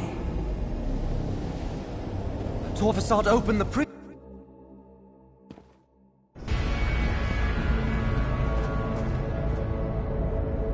Empty. A throne, oblivion and none for ages. Tormented by a question I could not even frame. This is my answer! I did not forget my friends!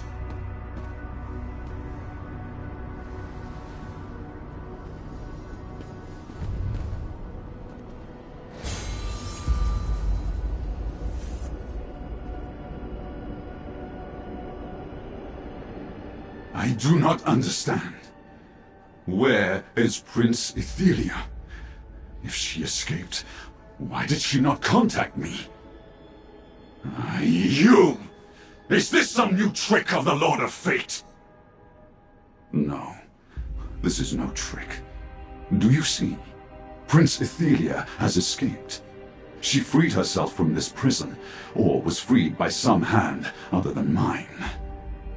Perhaps the simple act of remembering restored her power, dissolved her bonds. I do not know. Prince Ethelia is the mistress of the untraveled road. She could be anywhere. Perhaps she will be drawn to places or things she knew before her craven foes locked her away. Yes, that must be right, and I know what I must do. Farewell, mortal. I still have a task to do. I need to find my prince, help her, restore her to the power that is hers by right. And there are other scions out there. I remember them too now. Mortal, fate's chosen. I expect our paths will cross again. Our fate forged the moment Torvasad opened the first glyphic and began to remember. Return to the Mythos Vault, mortal. We must speak.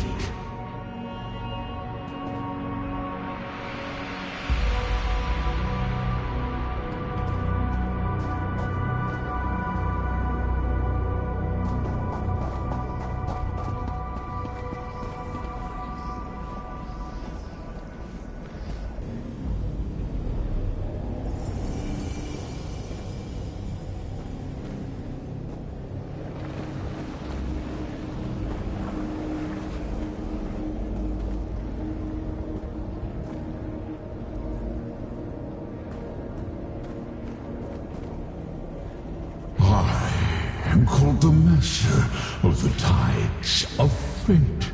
I perceive everything that may come to pass, yet I cannot select the outcomes I prefer.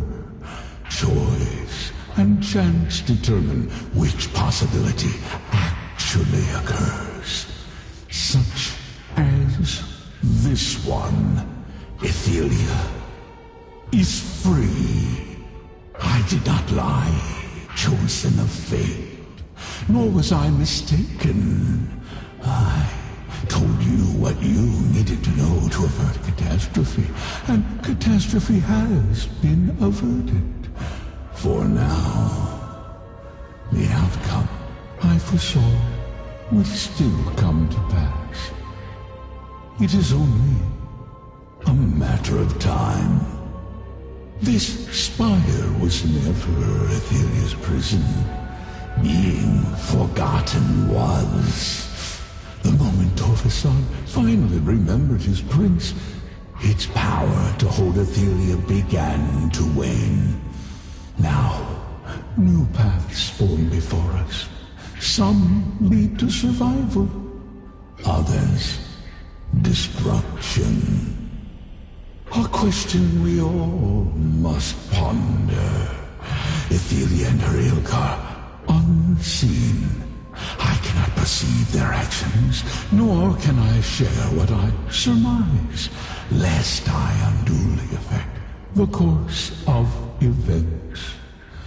Take counsel with Laramil the Wise, and wait for a new path to open.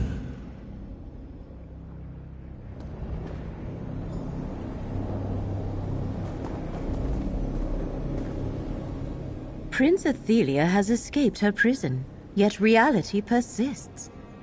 And Torvasad understood events no better than we do. As I have seen time and time again, the machinations of Oblivion are far beyond mortal comprehension. So I heard, and he did not send us to pursue Torvasad. It appears that the next step we take must be our choice. We should return to Nirn, regroup, and follow the advice of the one who knows. Wait for a path to open before us. That fact has not escaped me, Proxy.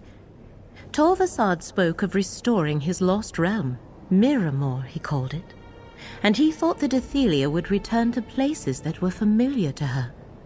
Let us return to Grotwood and confer with your friend Baragon.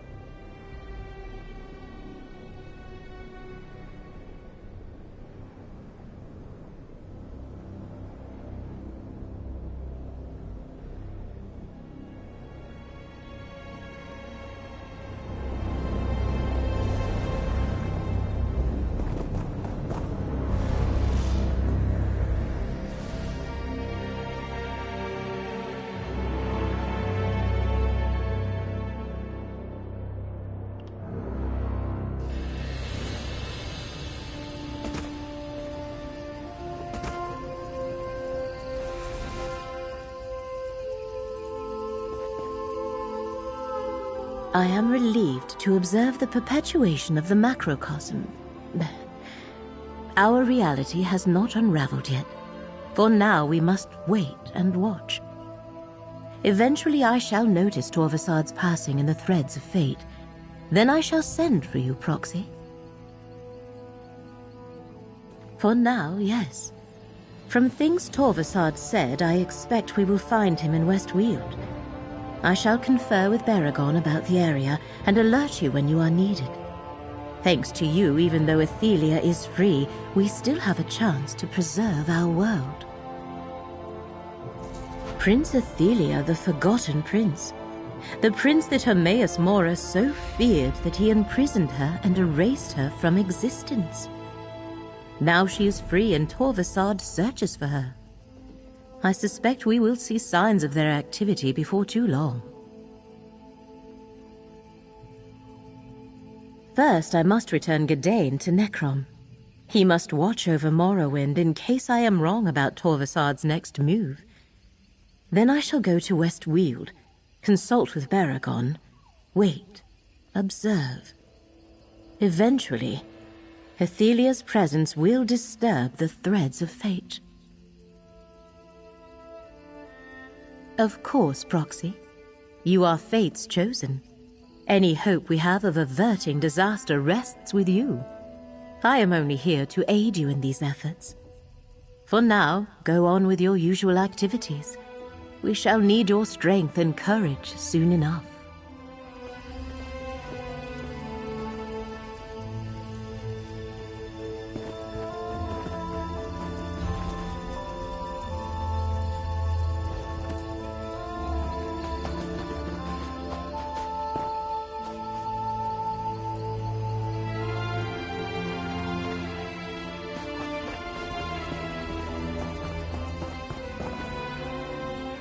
After our visit to the Reliquary of Stars, the recollection cleared out. I did come across one interesting clue, however. They're particularly interested in ruins in Westweald, which is ironic since I live in Skingrad.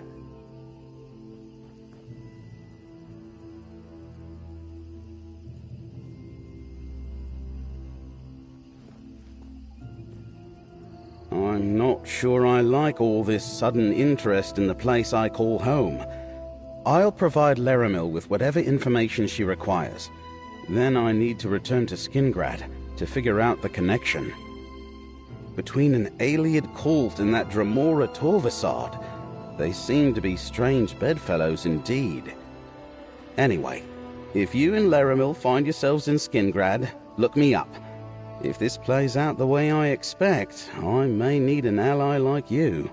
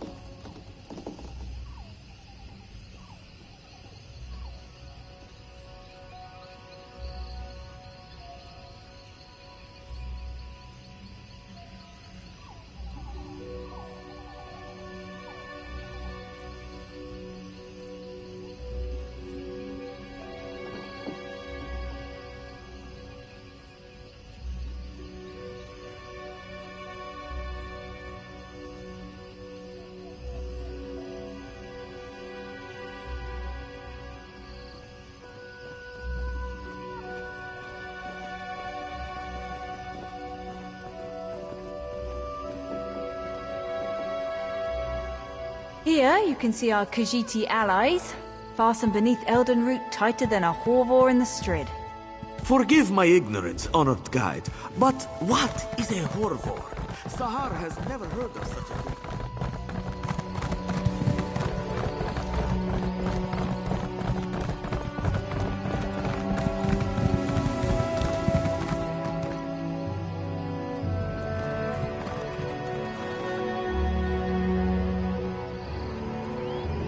Prince Neyman died protecting Queen Irene, but she'll be Empress, yes?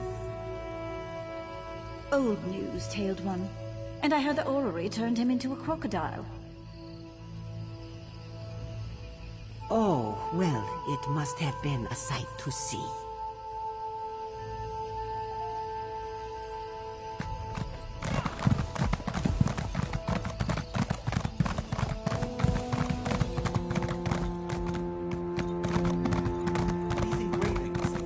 Additionally, Elden Root has many of its labor facilities, homes, and other elements of the community suspended within the Elden Tree's branches. Isn't that exciting? On the branches? Is that safe? Is it easy to stumble off of these areas?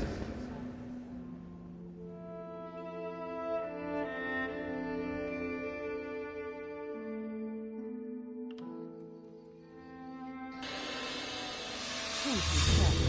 This one knows what you have done for us.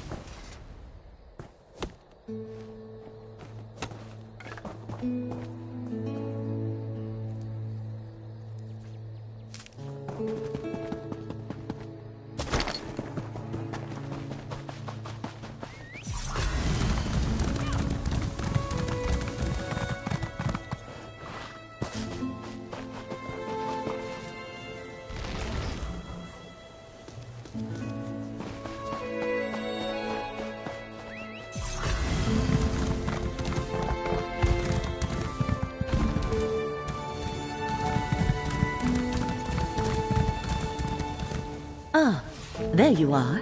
I have been expecting you. Greetings, Proxy. I knew fate would draw you here. New troubles emerge in these lands. The footprints of the once forgotten prince now free. And where the prince walks, disturbance and disorder follow. But that is how we shall find her. A secretive and violent order called the Recollection scours ruins throughout the Weald. Strange Daedric creatures harry the region, and the wood elf King Nantharian reigns over a newly grown forest, a sure sign the threads of fate have frayed. The lines of possibility that weave through reality and hold everything together. Athelia, the Daedric Prince of Paths, has been set free. Her presence threatens both our world and the realms beyond. Help me meet this threat, and you will be rewarded. Let me mark your map. Frayed threads of fate point to Rustwall, the Ellenglin ruins, and Ostermere. And take this relic, the Echoneer. You might find it useful. My friend Baragon offered his townhouse in Skingrind. Let us meet there when we are done.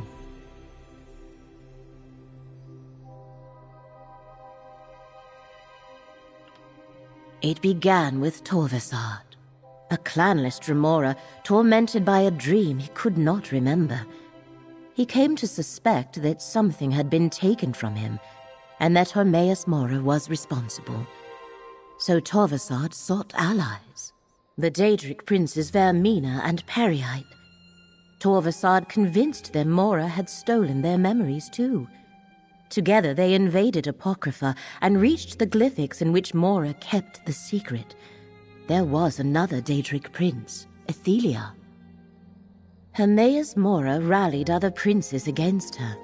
They defeated Athelia and Mora imprisoned her within the mythos, the core of Apocrypha. Then he made everyone forget. Torvasard opened the glyphics and set the imprisoned memories free. When we followed Torvasard to Athelia's prison, he was as surprised as we were. She had already escaped. Perhaps the act of restoring her memory to the world was enough for her to set herself free. Now Athelia is loose and somewhere in Westweald.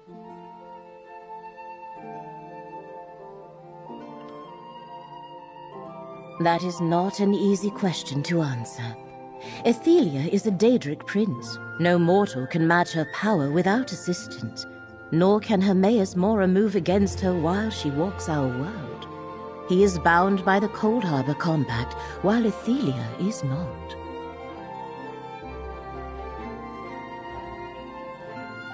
An ancient agreement that prevents many of the most powerful Daedric princes from directly manifesting unknown. Athelia was imprisoned long before the deal was struck, so she and the Daedra that serve her are not party to its restrictions. Find her, observe her, discover her plans, use the Echoneer to reveal her memories. Mora chose you and requested I assist you. He believes you can help preserve reality from Athelia's threat, so we must trust that he shall guide us along the way. We know that Daedric relics such as the Echoneer were used to help defeat Athelia in ancient times. Perhaps such items shall play a part again. For now, knowledge must be our weapon of choice, and our task is to arm ourselves as best we can. They are all within Westweald, not far from the city of Skingrind. Which location are you curious about? Rustwall Estate is an old Colovian manor to the southeast, on the outskirts of Skingrad. Why Rustwall is important, I cannot say. Yet the threads of fate have been disturbed there, and we need to determine the cause. I am not sure. That is why I asked you to investigate. Ostermere is a Colovian town in the Strid Vale, not far from the southern edge of the New Forest. I have heard stories about powerful groundquakes and enraged forest creatures in the area. The Valenwood Forest mysteriously expanded across the River Strid and replaced the previous Colovian terrain. The Wood Elves who settled the area call it Dawnwood. King Nantharian rules a new Bosmer realm beneath its thick canopy. Ellenglyn is a substantial Ayleid ruin that lies north of Skingrad. A lonely and peaceful spot, or so I have been told. Yet the threads of fate simply vanish in the vicinity. A phenomenon I have never observed before. We must determine why.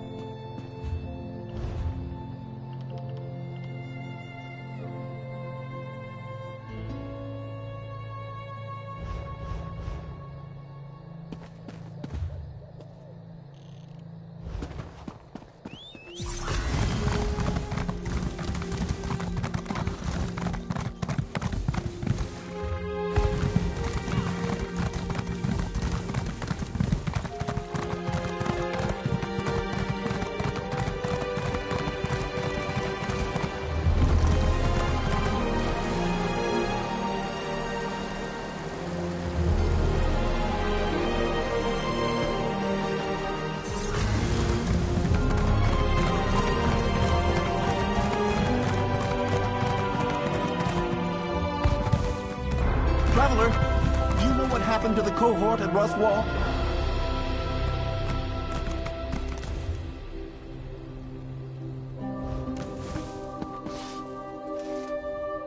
A moment, Traveler. A detachment of legionaries should be roaming the grounds of Rustwall. We came to meet them, but we can't find a soul. No legionaries, no servants, not even a gardener. I'm at a loss as to what has become of them. My commanding officer, Tribune Alea Idolus, sent a cohort to guard Rustwall. With the recent troubles plaguing the Weald, she didn't want to chance an enemy gaining a foothold this close to Skingrad. But we arrived to find not a single legionary. The Tribune and I didn't see any signs of combat, just an empty courtyard. She ordered me to do one more sweep of the area and then report back to Skingrad, but I hate the idea of leaving her here alone. Will you aid Tribune Olea in her search? Look for Tribune Olea inside the walls of the estate, in the courtyard. Know that the Tribune can be somewhat demanding, but she's a fine officer, and I'm sure she'll pay you for any aid you provide. The Legion hires mercenaries all the time. Count Calantius of Skingrad owns the estate. Uses it when he needs a break from the politics of his court. I think he lets visiting dignitaries stay here, too. All I know for sure is that I was sent to meet the cohort here, but I can't find them. The Imperial Legion protected the Empire when there was still an Empire to protect. With those three pretenders fighting over the Ruby Throne in Cyrodiil, the Westweald Legion primarily defends Skingrad and its vassals. I'm proud to serve.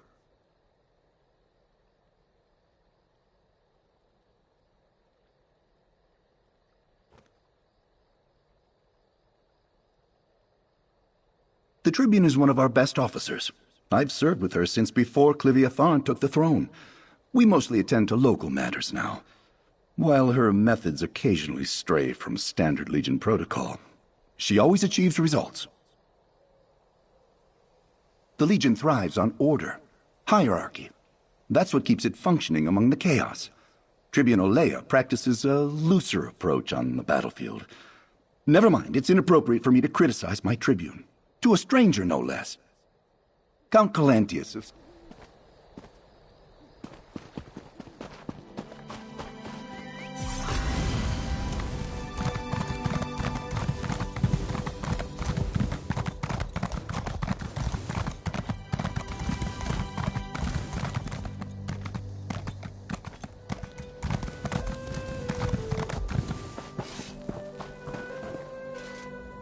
Look around.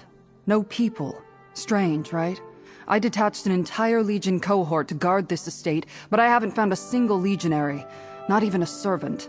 What's your story? Do you know what happened to my legionaries? I remember when the Legion didn't have to rely on mercenaries. Still, I'd appreciate the help. Until I find my cohort or the missing servants, I have to assume Skingrad's in danger. I can't abide that. Assist me, and I'll see you well paid. I hereby designate you a temporary agent of the Westweald Legion. Just until we find my soldiers. We'll search the manor house first. I'll meet you inside. Keep your eyes open, comrade. We don't know what happened here. I suppose introductions are in order. I am Tribune Alea Idolus of the Westweald Legion, Marshal to Count Calantius, daughter of Quatrius Idolus, Knight of Colovia. A mouthful, I know, but I enjoy reciting my entire pedigree from time to time. Faithful service to the Legion, plus a strong sword arm. I fought in Varen's rebellion and defended Colovia as the Usurper War broke out. After we won the battle for Northhook, I started moving up the ranks. Now here I am. It happened at the start of the Usurper War. The Daggerfall Covenant sought Northhook as a base from which to invade Imperial City. We didn't want them there. When my commander fell, I took charge. Eventually, we repelled the invaders.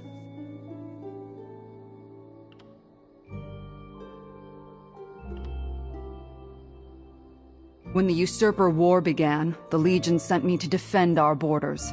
Colovia has no love for those grasping to be emperor. We didn't want to get dragged into the conflict. Count Calantius heard about my exploits and brought me into his service.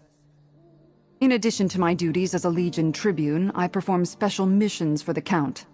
Right now, I'm looking into the various troubles plaguing the Weald.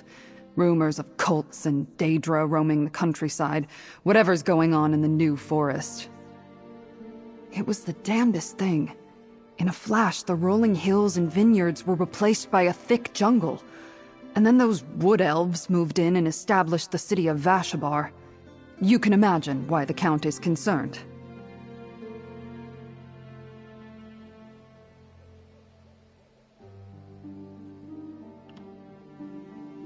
My father.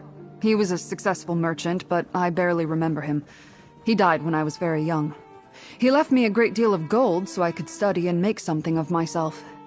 I'm grateful for that. When I was of age, I joined the Legion.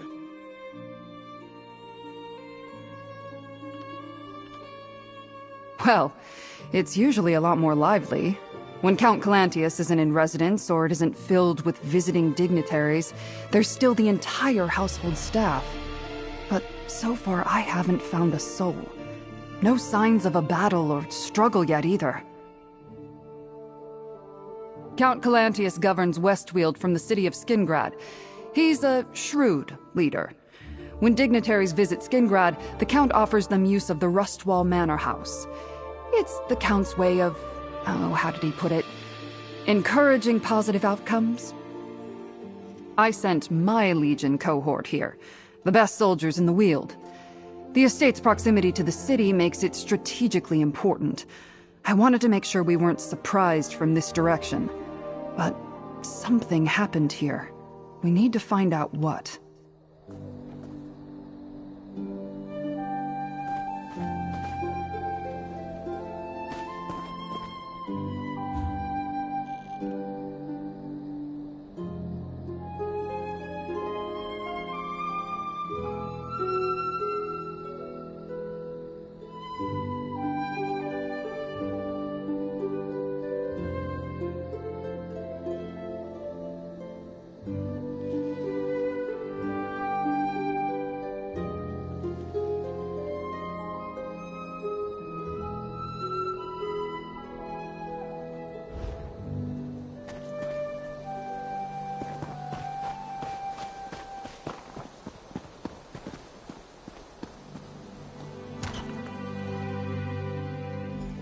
Seems everyone left in a hurry. Take a look around.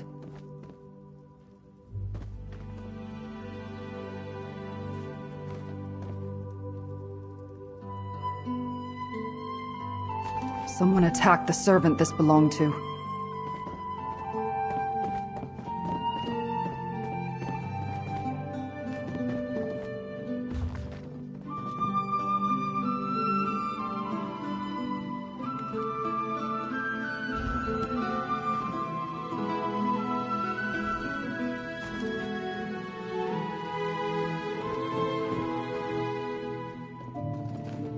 Servants light this when there's danger, to warn others away.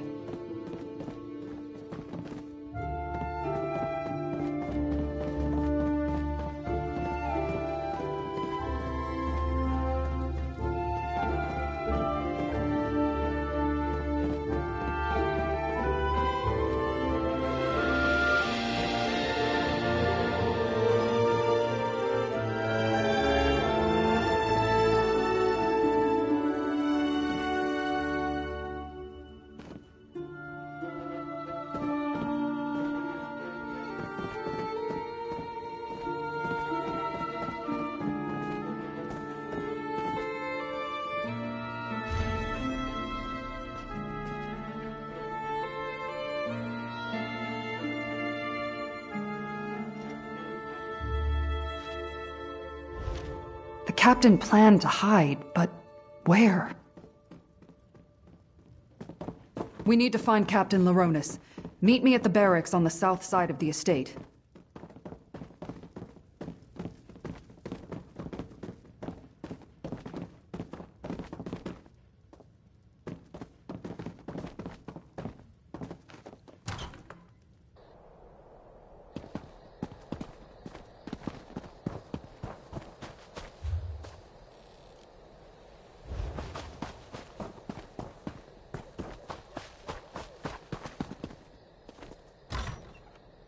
Back here, comrade.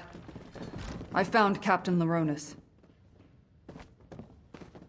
What a loss. I found that letter clutched in his hand.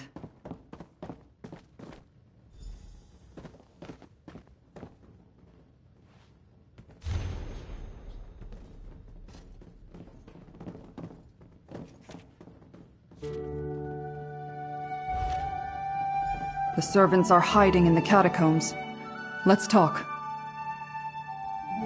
The bloody clothes and the warning candle suggest someone or something attacked Rustwall. And we know Captain Laronis was working on a plan. I hope to find him alive, but the letter from the groundskeeper tells us more than we knew before. Not as grim as it sounds. The Count ordered the catacombs converted into a shelter a while back. He wanted a place for anyone in residence to hide should war sweep over Calovia. Let's hope the rest of the cohort and the servants are safe and secure. Groundskeeper Gaius is a tough old hedge snipper. We need to find him and get his key to open the catacombs. Then we can see how much of the cohort and household staff survived whatever happened here. Let's check Gaius's home first. Groundskeeper Gaius's home is just down the hill to the east. Whether he's there or not, we need to find that key. We fought side by side at North Hook. He was brave, but never foolish. Always took every engagement seriously. A lot of soldiers would be dead right now if not for him. When I received command of the cohort, I requested he join me. About 3 rungs on the command ladder hierarchy. I lead the cohort, but Captain Laronis usually served as our field commander. While I handled strategy and logistics details, he oversaw the forces on the ground. Whatever killed him will pay.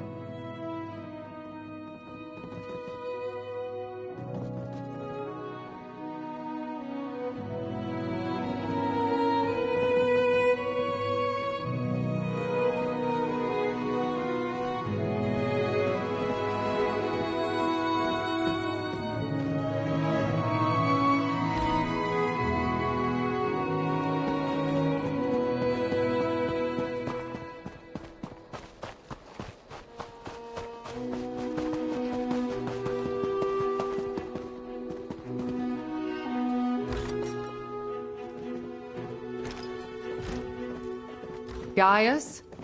Are you here? It's Tribune Alea. Tribune? Thank the Divines. Are they gone? Who, Gaius? Who attacked Rustwall?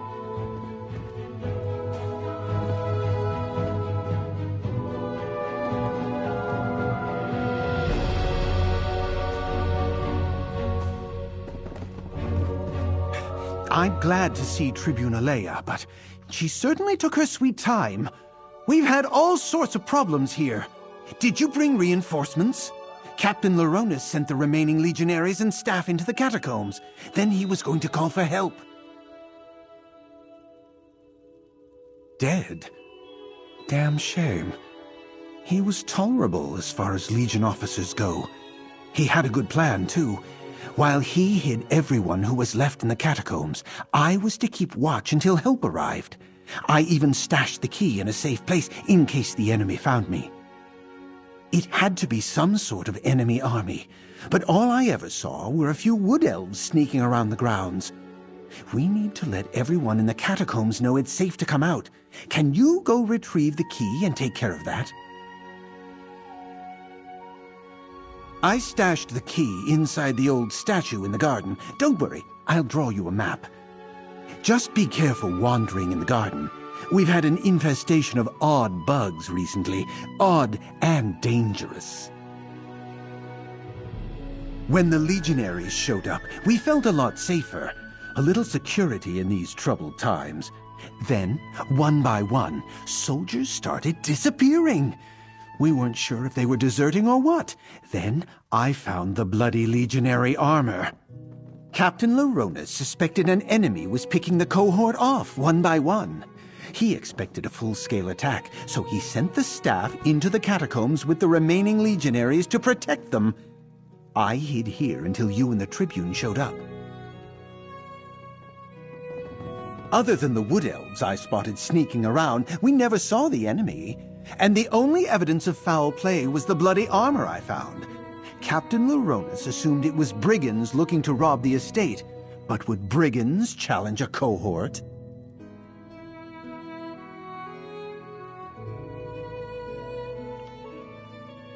I've been supervising the outdoor staff since Leovic was a cub. Gardeners, masons, they all answer to me. No easy job, especially when we're all frightened out of our wits. I know Rustwall inside and out. Made it easy to find a spot to hide my key.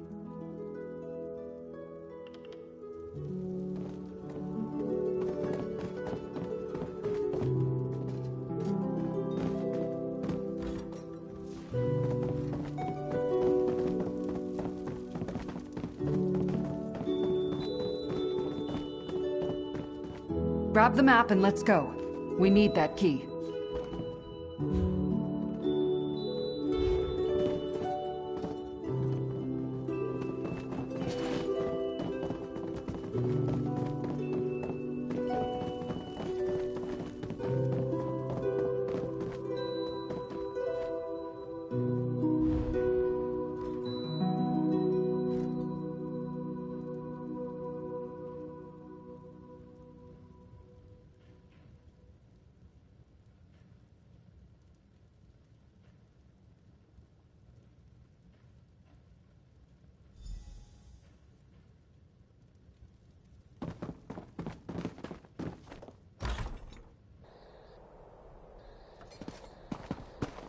The gardens are just east of here, down the hill. The Rustwall Gardens.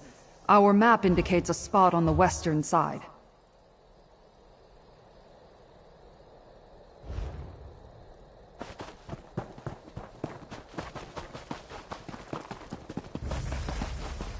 These insects, they're from deep underground. What drove them to the surface?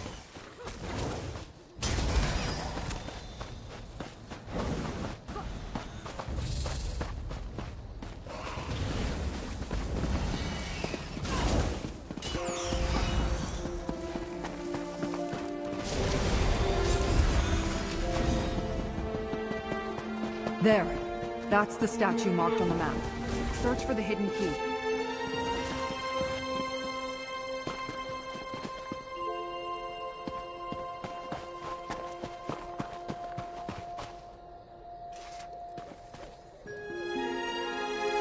That's the key. Now let's go open the catacombs.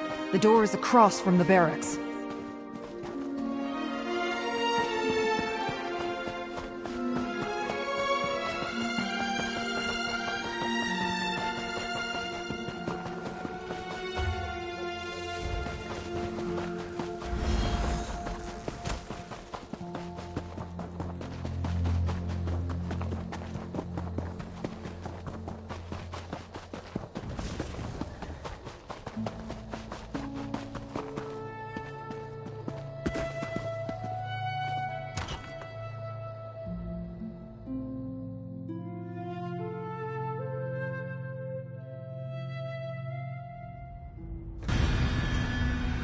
Move out.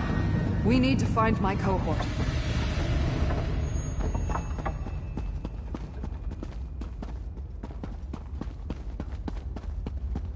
Look, down there. Still no sign of the escaped legionary, Shard Marshal. No matter, mortal. More of our forces will come through soon. As you say, Shard Marshal Vargas. We have more than enough weapons now. That wood elf. He's with the Recollection. And he's taking orders from a Dremora? What's going on here?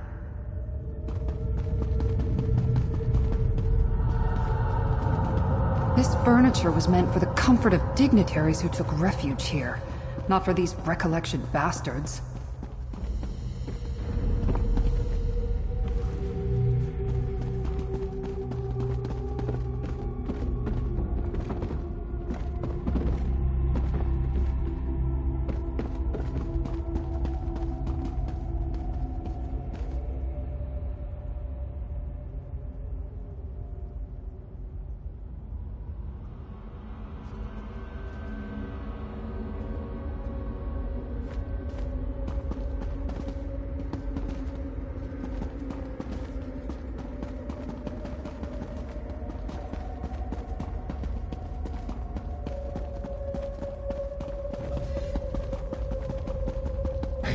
Over by the gate.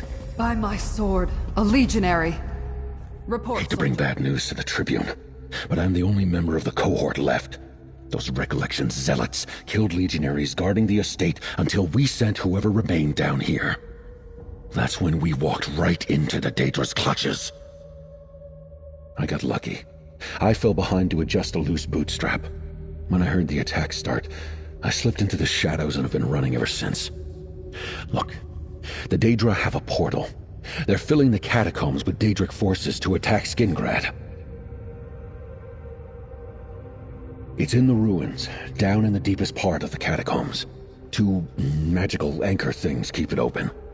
Tribune Alea is strong, and you look like you can handle yourself. While the Recollection hunts me, you need to destroy that portal. Go east, and you'll find where the Daedra dug up from below. Drop down and keep going east. You'll know the portal when you see it. Break those anchors, and I bet the portal closes. I'll try and lead the Recollection away, and then find you down there. I've become pretty good at sneaking around down here. There are all sorts of secret passageways and trick walls. You just have to know where to look. Don't wait for me, though. I have to move slow to avoid the Recollection patrols and the Daedra.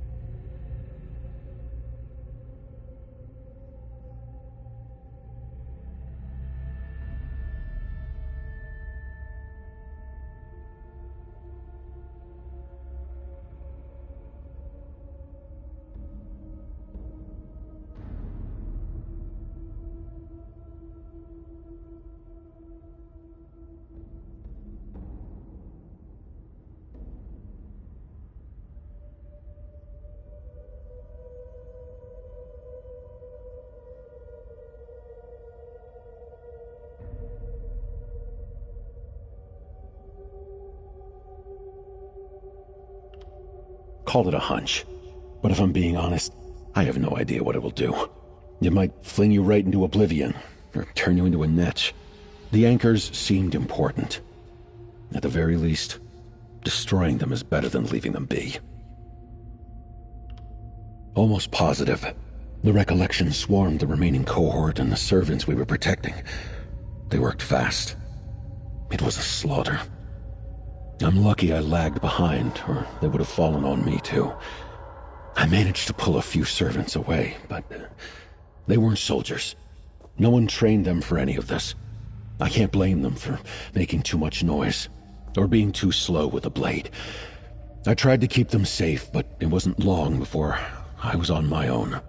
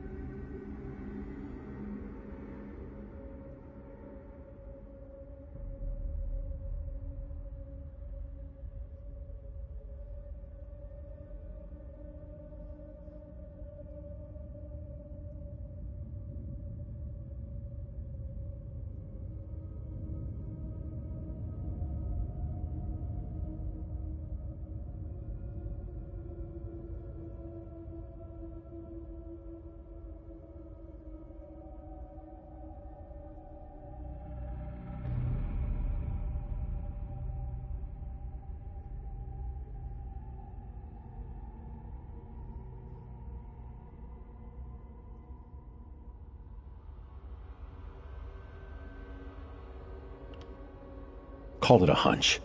But if I'm being honest, I have no idea what it will do. It might fling you right into oblivion. Legionary Capio is right. We need to shut down that portal.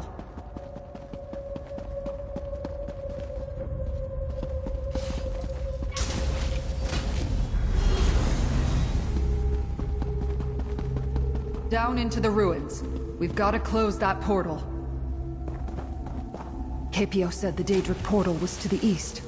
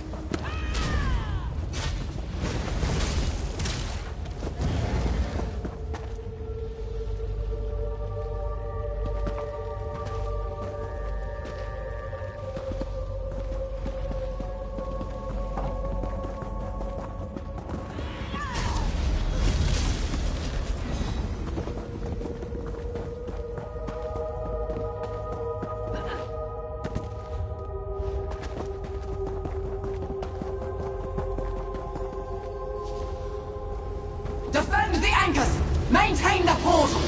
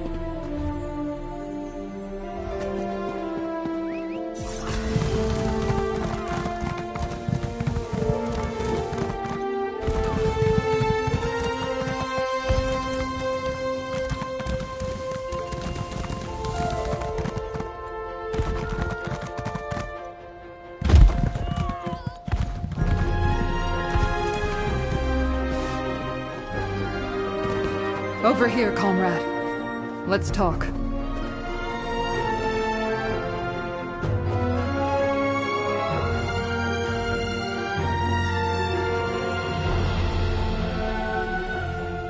My cohort almost completely destroyed. The Rustwall staff almost all dead. Even Shard Marshal Vargas managed to slip from our grasp. While we closed the portal and saved Skingrad, it feels like we failed, comrade.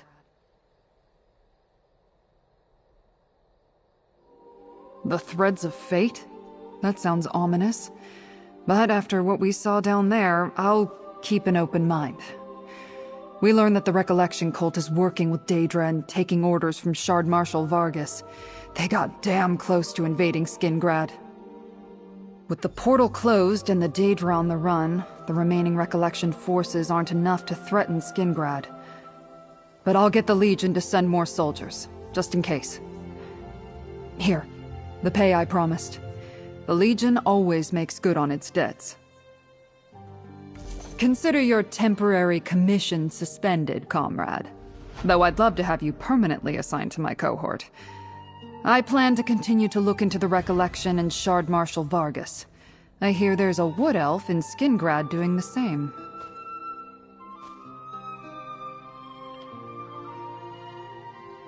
You know him? Interesting history for a wood elf. Traveled Tamriel as an adventurer in his youth, then became an Imperial scribe. I understand he's retired now, but word is he's investigating the Recollection. I should find him and compare notes. I'll send for more legionaries to clear them out. As many as we can spare. With the portal closed and Shard Marshal Vargas on the run, they shouldn't pose too much of a problem. That's up to Count Calantius. I'll advise him to keep legionaries at the estate even when no dignitaries are present. Problem is, we don't have many left to allocate here. The Legion isn't what it once was. What with the Empire in disarray.